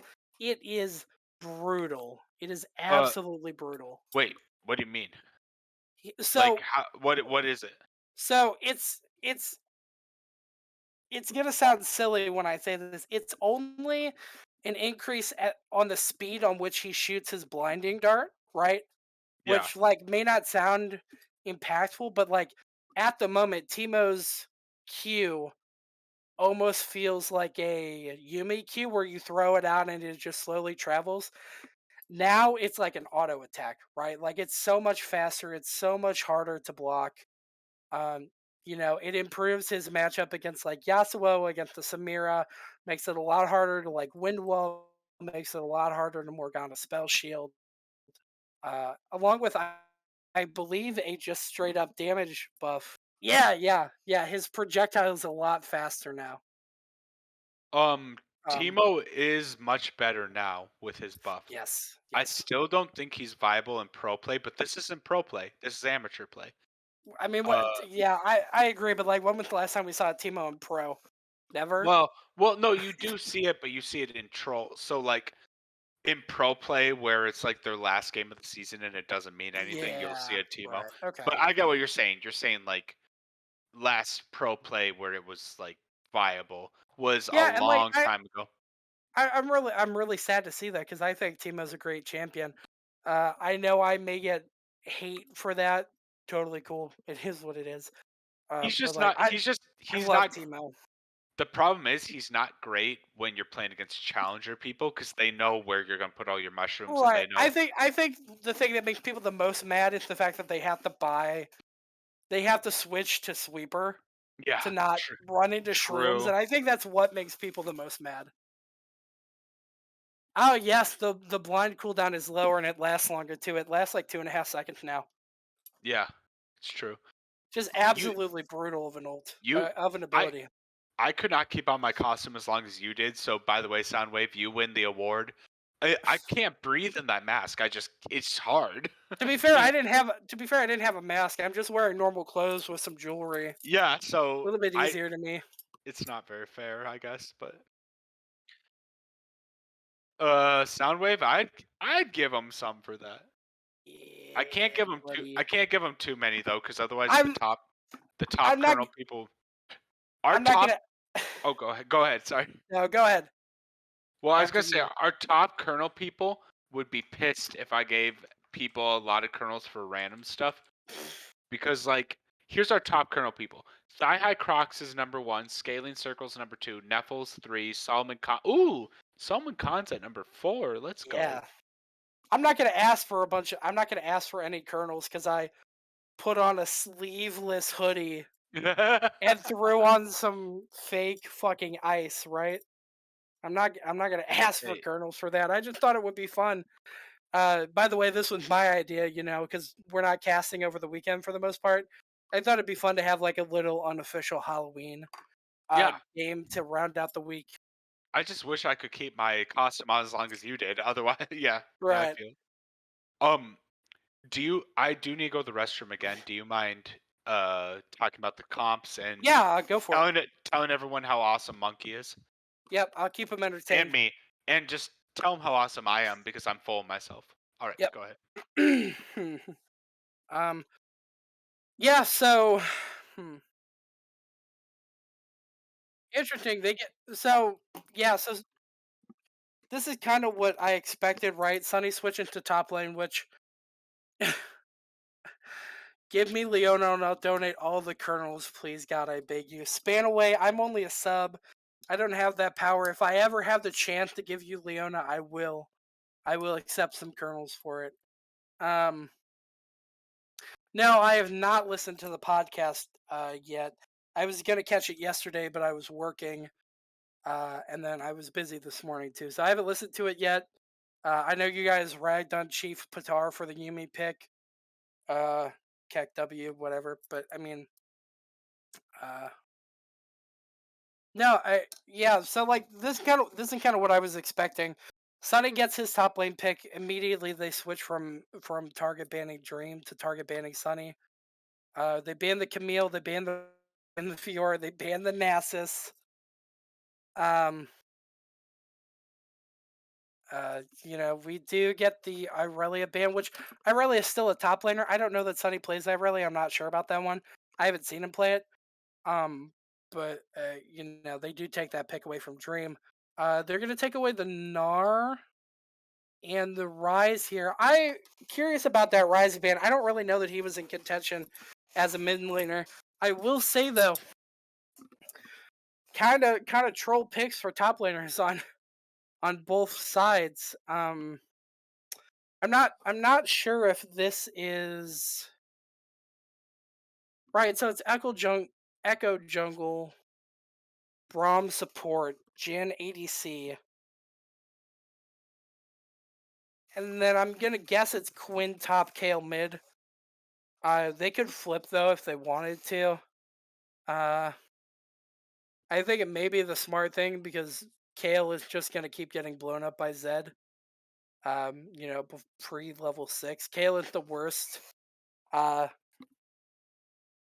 the worst early game champion in the game. We all know it. Nobody's denying it. She does not do much until she gets her augmented auto attacks at level 11. She gets that 550 range. But, this is game 3. They may be picking what they're comfortable with at this point. They may be picking just fun picks, but I mean, you know what it is. You know it is. Uh, Stormblade, why does Spirit not want Spanaway to have the Leona? Why? We've seen Leona go through for other teams, but not Spanaway.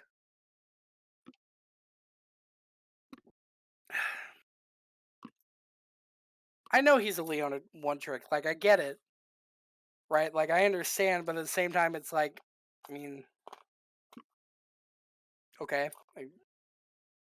I think there are more pertinent bans than a Leona one trick. Obviously, Leona can be devastating to a team, but at the same time, it's like, she's not a solo carry. He could just as easily pick up a champion that does the same thing like Nautilus or Mumu.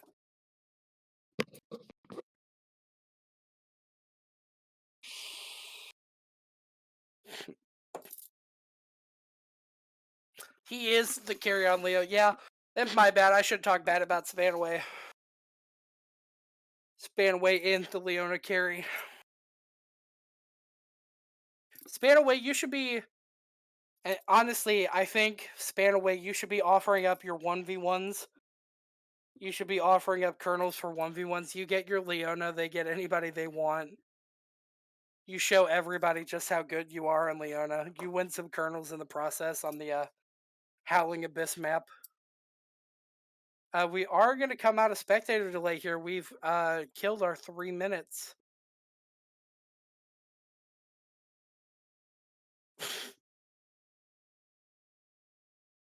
Man, Spanaway is just thirsty for this Leona. Spanaway, I tell you what, if you... Yeah, good luck in your resume. Good luck getting a job. Or the job. I don't know if you have a job now. I'm not sure. If you really, really want to play Leona, I'll 1v1 you for 100 kernels. First kill on Howling Abyss. You can get your Leona.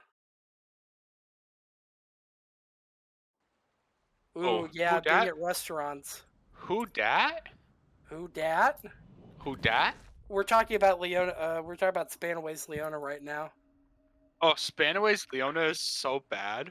Stormblade is BMing him saying he'll never get his Leona again in ELU. It's true. Yeah, Yeah. we're good to go. Yeah, We're gonna we're get good. into the game here. I'm good. Game 3 picks. What are your thoughts?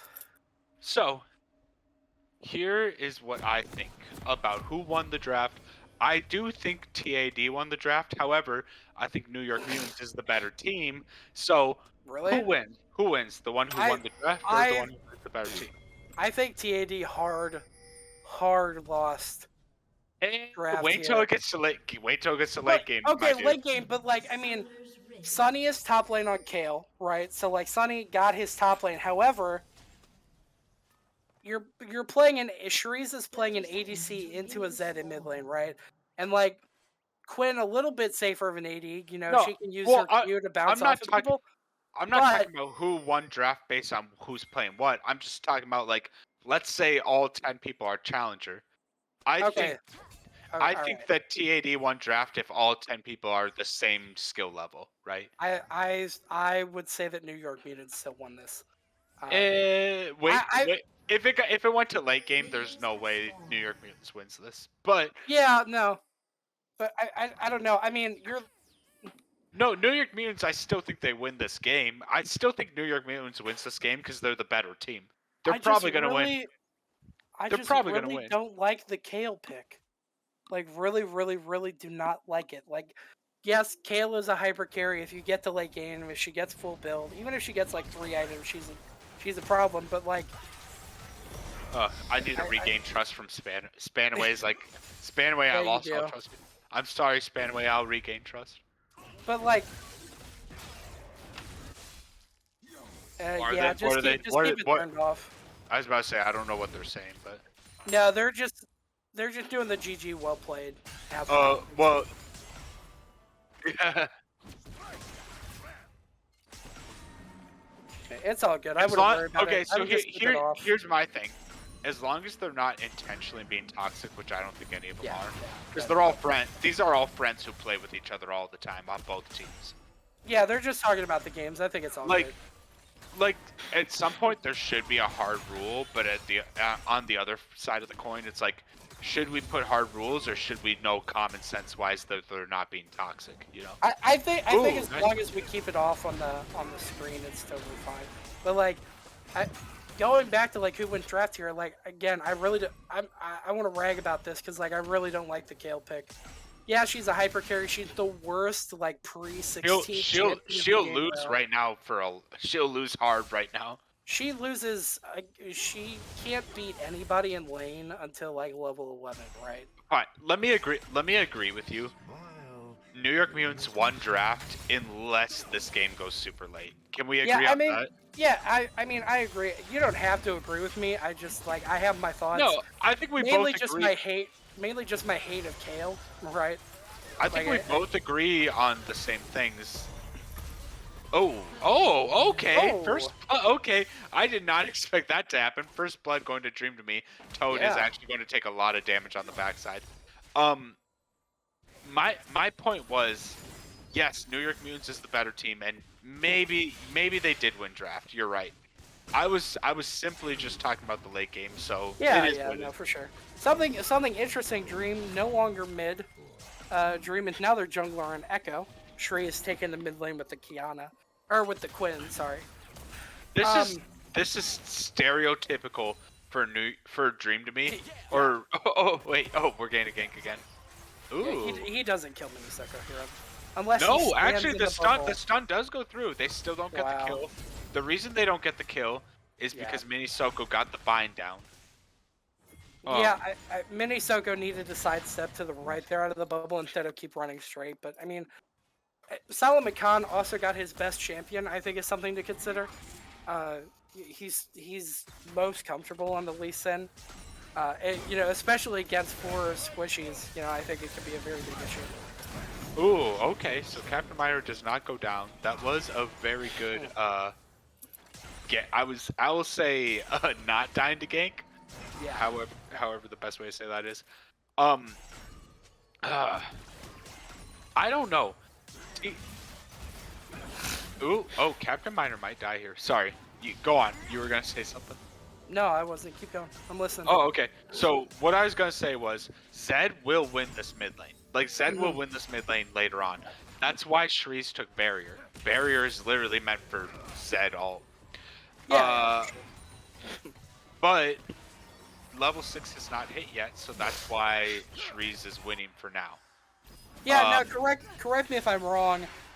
Zed ult does not count damage done to shields, right? It has to be actual health. What do you mean? For For the what? Zed ult only counts the damage you actually do to health, right? It doesn't count shield health. Shield will still block Zed's damage for his ult. Right, If right, that's but what you're asking. no, but like Zed ult says, hey, I deal 25% extra damage when it pops.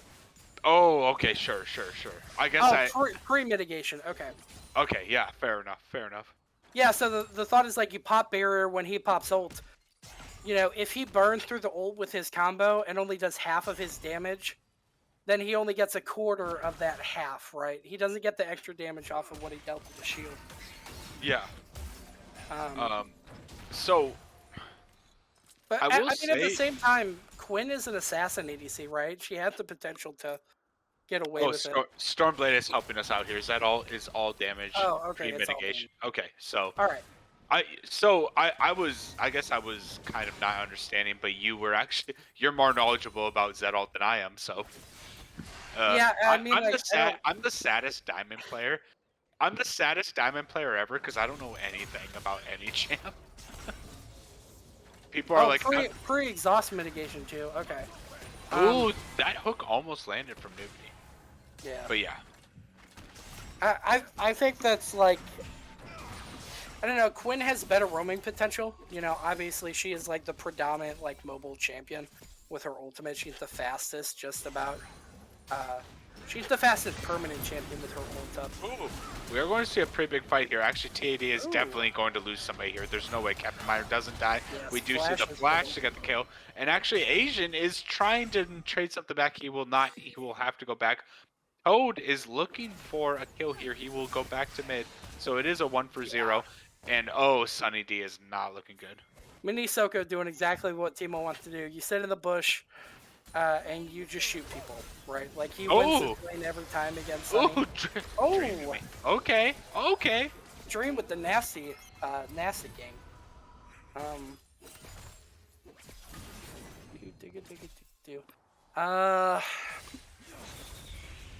Did you catch? Let's see. Oh, Mini Soko has Dark Harvest. Okay. Dark Harvest is fine. I would have liked to see the Halo Blades. Yeah. He could cheese the Kale super hard pre-6 with the Halo Blades. Dark Harvest is for the Shrooms late game, so I guess they're both going for a bit of late game. Oh, they could get a kill here. Yeah. They do get a kill here, and they do. No. Toad got the dragon. That was a very good snipe from Toad.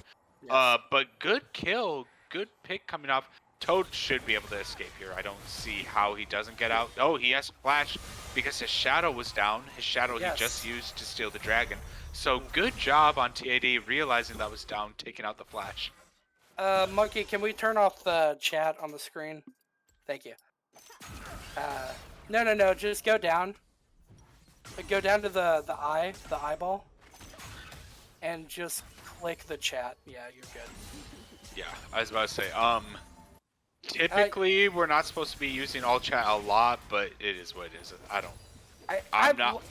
Yeah, I mean, like I said, like I'm not a rules committee person. You know, as long as we're keeping it. Yeah, off the screen, we'll see what the direct. Ooh, nice kill coming through from Mini Soko. I did not see that going well. The thing is, the bind from Timo is so strong right now. Yeah, so the blind is just brutal. Now, obviously, Kale will win this matchup later on because that's what Kale does. Mm-hmm. Yeah. But If they let her hit level 16 with even just 2 items and a pair of boots, like it's a really bad time for them. Shree's doing the assassin Quinn things that Quinn does. Oh, nice yeah. flash, nice barrier. We are going to see a kill go down. We are going to see a kill go down on the bot lane too. Actually, that's a 2-for-1 across the map for the side of TAD. We are going to see Nubity. Nubity will probably not go down. Oh, but the ult No, comes he's through. gonna The get ult up. doesn't do much damage, unfortunately. But Asian will be able to push the wave. So a 2-for-1 across the map for the side of TAD. They are winning this game barely, but they are winning. Yeah. And like the thing you were saying earlier, TAD seems to be a team that always wins their game 3. Yeah. Or when they win, it's their game 3. But I mean, yeah. So like, there's no contention here that Teemo loses every time to a Kale who has hit level 16, right? It just by nature of the champion, she is a hyper carry, right? That's kind of her trade off. She's super strong late game because of the fact that she's super weak early game, whereas Teemo does not have the same issues. Teemo is not a champion that huh?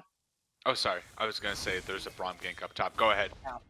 Teemo is not a champion that excels at any level at any point of the game, right? He's good throughout. This is most most of the game, definitely right? going to be a kill onto Kale. There's no way Kale lives through this. However, we will have to see what Captain Miner does. Captain Miner puts his shield in the wrong direction. That is so unfortunate. I do think that Dream to Me does get a kill here. Dream to Me might get 2 kills here. We will have to see. Dream to Me actually has to flash for the kill and he does get bind. Oh, Soko!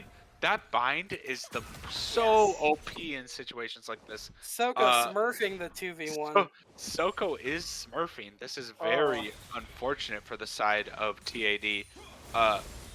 TAD is still pretty even on gold now that New York Mutants did take the lead in gold. They do have the dragon, so they are in the lead. Really, this game just has to go late enough for it to be worth it, honestly. Yeah, for sure. I don't know. This is a really good series, despite it being 2-0. This has been a good series. I've been enjoying it for sure. TAD has shown that they are not a team to be trifled with. Like they will make you work for your wins. You know what I'm saying? Yeah, and I think like we've been seeing Dream do a lot of work in this jungle here. He's 3-1, right? Leeson is 1-3, but like I really do think the top lane is where we're looking for the most contention, just because of the fact that like Teemo is a very strong early game champion, right? Even before he gets his shrooms, the amount of damage he can do with just the blind, that 2 to 2.5 seconds, he's gonna get another kill here. Yeah, I mean, Sunny D cannot fight Mini Soko until he's level 16. Like, it's just not a possibility. Yeah, there's nothing to really cast about that, and this is also going to be another kill. So, nothing to cut you. I can't even cut you off because there's not play-by-play to do here. Right. It's just free kills. Yeah. But yeah, they have to get to the end game for Sunny D to pop off here. Which is another reason that I just don't like Captain Miner is for sure dead too. We'll see if Captain Miner can pick up a kill. He will not be able to. So this is the most well-rounded team in all of ELU. Not the best team, but the most well-rounded team is taking out an opponent that they were predicted to take out. And ooh, nice pull. And this is going to be another kill on the Shrees, and we are going to see actually the Gen Alt not do as much here. I am Asian, LOL, is going to do what he can. We are going to see Dream to Me try to do his best to get a kill, but unfortunately he will have to pop the ult. Does he have the ult? He does have the ult, so he is able to pop that right away. Oh, very nice misfortune ult coming through from Hector. We'll see if the minion. Yeah, we'll see. No, minions will not. No, she has a Vampiric Scepter. So yeah, she has a Vampiric Scepter. Yeah, I was about to say. And this is looking like it is unfortunately shaping up to be another. The game has gone from 6-6 to 12-6 in the span of a minute. Yes, the game is not over. I think they might just get a kill here onto Nubity, which is fine. Oh no, that's a good flash.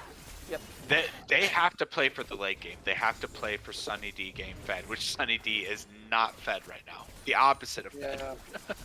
Here's another thing to consider, like, Mini Soko, on top of just beating Kale... Oh no, Sunny D's gonna run into another shroom. He hit the second shroom. He needs Sweeper here. One blind, one dart. Oh, he was not in range. That's very fortunate for Sunny D taking out both mushrooms and not dying. Doesn't have flash here. Yeah, interestingly enough, Minisoko does have the speed up on his W. Kale has exactly the same thing though. Her heal also increases her move speed, along with an allies if she targets them with the heal. So, not gonna get run down by Minisoko, but like her clear is so much worse than his too until she gets the waves on her auto, the flame waves. He just needs to use his shrooms to push this lane while he's solo laning it, and he's always gonna outpush the Kale. Um, Yeah. so that's another option that he could have on top of just killing her repeatedly. He could just use his shrooms to push lane Yeah. to make sure she doesn't get anywhere near tower. They are going to get the rift though, and she can hit another shroom. Sunny D has not learned his lesson and picked up a sweeper yet. Honestly, at this point, Sunny D should just pick up a Banshee's Veil for the point of at least it'll block one shroom every like 40 seconds, and that will make a difference because this is not boding well for him. I will say Sunny D has a Dark Seal and a Gnasher's Tooth. I know Kale can build the AP attack speed. Oh, does Kale die here? But Kale had to ult based on a shroom. Yeah. That is not good. Yeah, not good for her. That's not good. But I don't know. I don't know that Sunny D's probably dead. Yeah. Sunny D's probably no, he's gonna walk away. So we're going to see fights on top side and bot side. We are going to see I Am Asian LOL going down low. We are going to see Captain Miner die to the bow time. We are going to see Asian die to the bow time. We are also going to see Toad get a kill. We are going to see a kill going through for the side of Dream to Me. However, he will still die to Solomon Khan there on that queue. So at the end of the day, it's a 4-for-1 for the side of New York Mutants. New York Mutants has shown above and beyond that they are the superior team today. Yes. I think partly, I think Dream may have switched off of mid lane because Shreeze may just not play jungle whatsoever.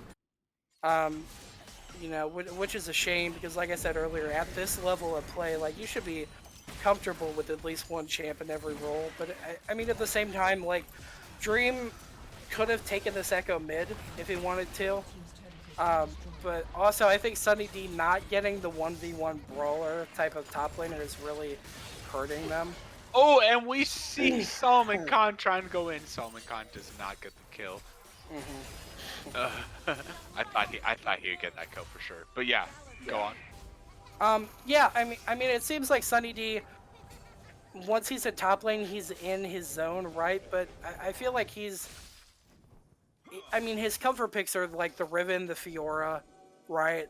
So I think he also got counterpicked. The bind on Teemo probably makes that champion. Oh, the double. Yes, makes that it is very hard for Kale. It's unfortunate to put double pink in the same bush. Yeah, you really got to call that out. It always feels bad when you walk out to ward and you and your support just waste the ward in the same bush. Especially a pink ward. Yeah, you spent 75 gold on it, like real shame. But yeah, I mean, Sunny D did get target ban. They took his Riven, they took his Fiora. There's other 1v1 brawlers in the top lane though. And here we go. We got Hextech going, and we have Asian backing out. Oh, we do see the dodge coming through from Hector. We do see a lot of damage coming through. They call him the Savant, the superior player, the man, the myth, the legend. His name is Hector. He is going to get the double kill. He's going to flash for another kill. He is actually probably going to get the kill on the Shreeze. So, like I said, the Savant himself getting Minisoko here going to look to take their tier 2 top tower. And the game is pretty much it's all but written in the script now at this point. Yeah. So we just have to wait until New York Mutants either makes a huge mistake and throws the game, or until they finally close out the game that they're supposed to. Yeah, no, for sure. I mean, it's good on Sunny having kept up in CS. I mean, he is 30 down right now, but he's still, at 130. Minisoko, though, does have almost perfect CS this game. Miss Fortune does have perfect CS. She's... Hectex on this MF is 10-1 currently. He has a 700 gold bounty and has perfect CS at 19 minutes. You didn't hear it here, but I've heard he's the best ADC in all of BLU. He is a menace right now, for sure. But Spirit Tracks and ISO Square have something to say about that, so we'll have to see who the best ADC is in general. However, a lot of it has to do with your support, which good job on Nubity. Nubity has been doing well all season. Him and Mr. Machismo Yeah. have been doing well to secure wins and secure kills for their ADC. I don't know who the best ADC is, and I don't know. I think it's even more contested who the best mid laner is, but Yeah. I do know we will be able to see as the. Oh no, this is terrible for Sunny. wow. No, this is just a slaughter. Sunny This is- pops out of a bush, hoping to catch him off guard. Minisoko immediately turns around, hits him with the blind, and just mows him down. Oh, we are going to see Salman Khan get a little bit cocky going in, and they still win out on the damage trade. This is just a slaughter. This is a genocide.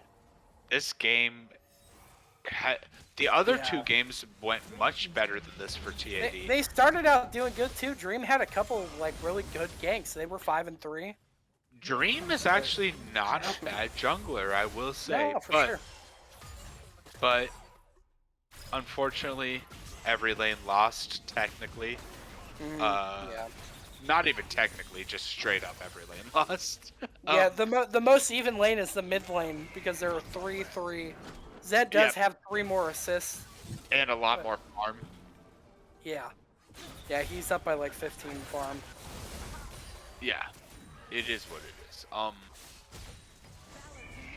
So I do think that TAD. I do think that TAD is actually like, oh, that no, that doesn't go through. I just realized that doesn't go through. I thought that all went through the echo. Okay, he is still going to die, but I got juked out there. I thought like, does Zed all go through the echo ult? You know what I'm saying? Yeah. Like, anyway, that was a 1-for-1 trade. Yes. I do think that TAD is individually they have a lot of skill.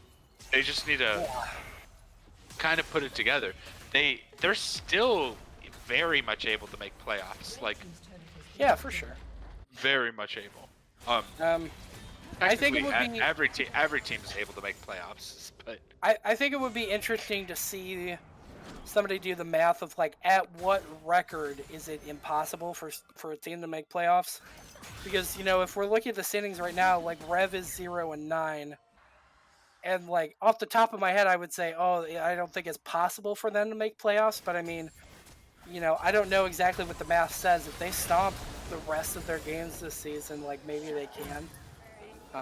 So nothing to cast about that kill again. yeah. Actually, there is something to cast about that kill because it went for the team that's losing. So Yeah. Sunny D is starting to get a bit of momentum. Jazz rating us with a party of 3 people. Thank you, Jazz. How are you doing? Thank you, Jazz. Hey, let's go. Everybody is saying that you're a bottom, Mikey. How do you feel about that? Thoughts, comments? That's fine. That's fine. That's fine, or it's true. There's a difference. You know what? We How does experiment. your wife feel about this? We experiment. We experiment. It's not true and it's not untrue. How about that? Can't you try different things? I'd like to get your wife in here for a comment. Yeah, she will not probably do that. No, I'm just messing with you. She will probably not do that at all.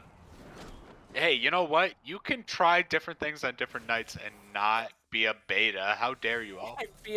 There's nothing wrong with being a beta male, all right? I mean, it just is what it is. It is what it is, and I'm okay with it. Oh, A kill for a kill. Kill for a kill going down. I think that may signal the point in the game where Sunny D has started to get stronger than Minisoko. Well, Sunny D needs to get his second item for sure. Well, he has it. He has Nashers. He has Riftmaker.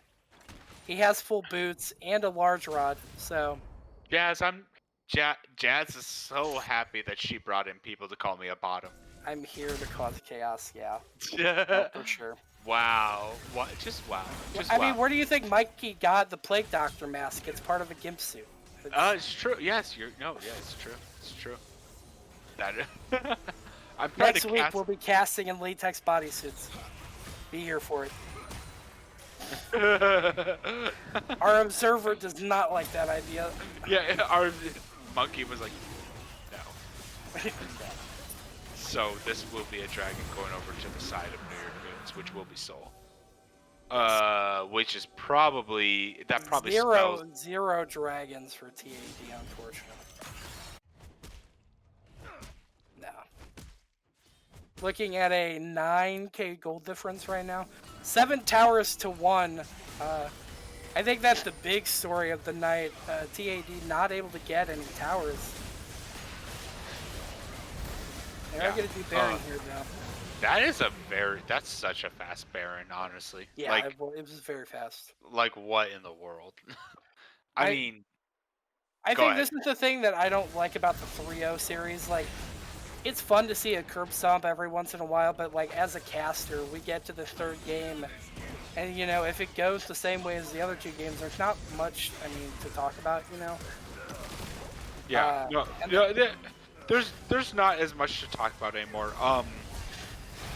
I will say, I think the first 2 games that TAD actually did pretty well. I actually do. I think all 3 games they've had their moments, for sure. TAD, this is actually TAD's worst game, but nice. No, not as nice anymore. This is TAD's worst game. Their last 2 games they did pretty well. Yeah, they could just end here, which is like what they're doing. Yeah, this will be the end. Yeah, there's not much to cast here. There's just, it is what it is. There hasn't been a lot to play-by-play cast here because the kills are, you know what I'm saying? Like, the team fights are so given. Yes, there's not a whole lot of give and take. It's just like, there's a kill, there's a kill, there's a kill. Yeah, I'm like, here's a pick that's obviously a kill. I will say something I wasn't expecting. Solomon Khan did not run away with the game like I thought he was going to. Solomon Khan best pick, I believe, is Lee Sin. And Dream kept up with him. Lee Sin ending the game 5-5. Dream ending the game on Echo 5-7. Well, Solomon plays a number of champs. It's hard to say what his it's hard to say what his best pick is. He's done best on Trundle this year, but I'm not saying that's his best pick. We will have to kick Jazz from ELU. No, I'm kidding. It's a joke. Sorry, Jazz. Sorry, Jazz. Outstanding. That was an amazing series to cast. I mean, unfortunately, the 3rd game wasn't as close as the first 2 games. Yeah. But I always love casting with you, Soundwave. And casting with Monkey as an observer. Yeah, it's like you guys can't hear Monkey, right? But like it makes it so much more fun in the background to just have, like, it's like my Australian has turned like my Australian, getting tongue tied. My subconscious has, like, the voice in the back of my head has turned Australian for a couple hours. Well, and Monkey has confirmed that they all do live upside down. They all live like bats. They all live like bats. He hangs off a tree at night like a bat. They all hang from the ceilings. He has confirmed that that's true. Just gotta come through for a second. That's not true. No. Don't listen to him. No. Everyone in Australia lives upside down. Yes, the entire continent hangs from the sky. Even the animals too. Yes. Yep. But the bats, which actually means that bats are right side up. Yeah, bats walk normal. Bats are just walking on the ground.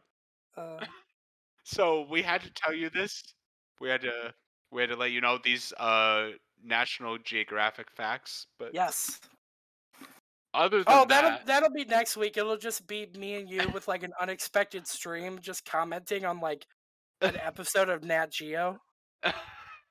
What you actually don't know about Australia is that the wallabies control the government. The wallabies control the government, and the kangaroos are just henchmen. And then koala bears sometimes take over the henchman role. We don't know. Okay, question. So, Monkey, you live in Australia, correct? Yes. Okay, I'm gonna come into like just chat. I'm turning on my mic for this. Yeah. Okay. Yep. Okay. So Monkey, you live in Australia. Yes. What is the most dangerous animal? Australia having the most of them out of anywhere. What is the most dangerous animal that you have seen? Have you ever one of those Well, crazy are you combos. saying Africa does not have a lot of dangerous No, they animals? do, but I'm thinking like Australia has insane spiders, insane Spiders, snakes. yeah. Have you ever So, woken up and seen a kangaroo just chilling outside? How does that work? kangaroos aren't that dangerous. They're just big boys. You just see them over Yeah, in but the... have you seen some of them? They are, dude. They're Yeah, buff. they're jacked They're as all ripped. shit, but like they're not gonna bother you. The Right. Okay. like the one rule in Australia is don't go bothering the animals, because otherwise you will get beaten up. Right. Right. I can't imagine how it feels to know that at any moment you could get rocked up on by a kangaroo and just get the pulp and the life beaten out of you. Oh no, that won't Because happen. here in It's just... America, unless it's a bear, we tend to win our fist fights with our There's- wildlife. There's cougars and bears, and then everything else we're fine. Yeah. Like, what is it over here? You just don't go poking the animals. Like, if you see a kangaroo, you leave it be. It won't harm Right. you. Like, you just kind of walk around it. It's fine. But like the most dangerous animal, which is one of the hardest to avoid, is either Is it the magpie. spider? No, it's either magpies or plovers. Oh, magpies are like super aggressive, aren't they? No, yeah, they're super aggressive when it's nesting season. So they'll Yeah, just swoop you. I heard recently that they like opened hunting season on the magpies because they were causing such an issue. I haven't heard that. Well, it's just if you get too close to their nests, and like if you're a stranger to them, because they're like super smart. So if They you are they are No. like crows, right? They're yeah, birds. they're like really really smart birds. So like if you feed them and stuff and show them that you're a friend, they will come out and hang out at your place, and like they'll just be nice to you. But if you just kind of ride past on your bike, they'll swoop you. See, in America, crows are like that too. If you like give them stuff, they've been known to like find like pennies and stuff for people. They'll bring them shiny things. Yeah, what is it? I mentioned plovers. They're like magpies. I don't know what that is. I've never They're heard that another word. bird, and they nest on the ground, like in fields, but they have claws on their wings, Oh, so it's worse than a magpie. yikes! Yeah, those are I like... was not expecting birds to be your answer. I thought it'd be, oh, trendsetter. No. Oh. Oh, okay, trendsetter. I'll be over. Wait, I'm coming. You know that one meme of like, that one meme of the, I don't know. Never mind. I'm not gonna say. Anyway, sorry to cut you off, Monkey. I really wasn't expecting birds. Young Trendsetter to was be supposed to your put that in my answer. personal chat. I really thought it was gonna be that like the Sydney orb weaver. Or Oh, whatever, Sydney or funnel the web. snake. No, I live nowhere Yeah. near Sydney, but that just follows the same rules. Don't poke it. Obviously, we're not gonna ask you to give up your geographical location, but I mean, yeah, Everyone in ELU has given me their location because they know I'm a bottom. yeah. Oh God. God. So I know where he lives. It's fine. I can't. I suck. Anyway, so How is it? I have another question. I know we're going completely off the rails, but I want to ask you: is it weird that it's super hot during Christmas for you guys, like the Christmas season? No, that's what I've always known. It's just like your I Christmas. told him. I told him Christmas I wake up in like a snowstorm. Yeah. And he's like, I don't Exactly. know what snow is. Oh, Like, yeah, yeah, what a no, shame. the coldest it gets here is, I'll have to search it up in American, in freedom units. Freedom. I know. Bald eagles. I know Celsius. Jeez. Bald Well, for eagles per chat. shotgun round. He's acting like we can't know Celsius. For I like don't know the chat, Celsius. it gets down to like 30, mid 30 Fahrenheit. That's like Dude, the that's coldest like- it gets. That's like springtime weather here in Missouri. Nah, but then it gets up to well over 100. Yeah, that sounds like. I mean, like, so in Missouri in the winter, it's like -10 to -20 sometimes. We can And in keep the this summer, we've conversation seen as up. hot as like 110. We can keep this conversation up, but we should probably stop the stream Yeah, for purposes Yes. of mods, yeah. Sorry and about stuff. that, guys. Okay. But yeah, so good game. Well played by all players. Yes. Yeah, I wish you guys the best of luck in your next season game. So gonna be the 3-0 here for New York Mutants. We'd love to hear your guys' thoughts and opinions. Hopefully that both teams can take something away from this game, work on their strategies, work on their picks, their bans, things like that. So hopefully they could come out. Hopefully we get to see TAD perform a little bit better next week. Yeah. Have a good one, y'all.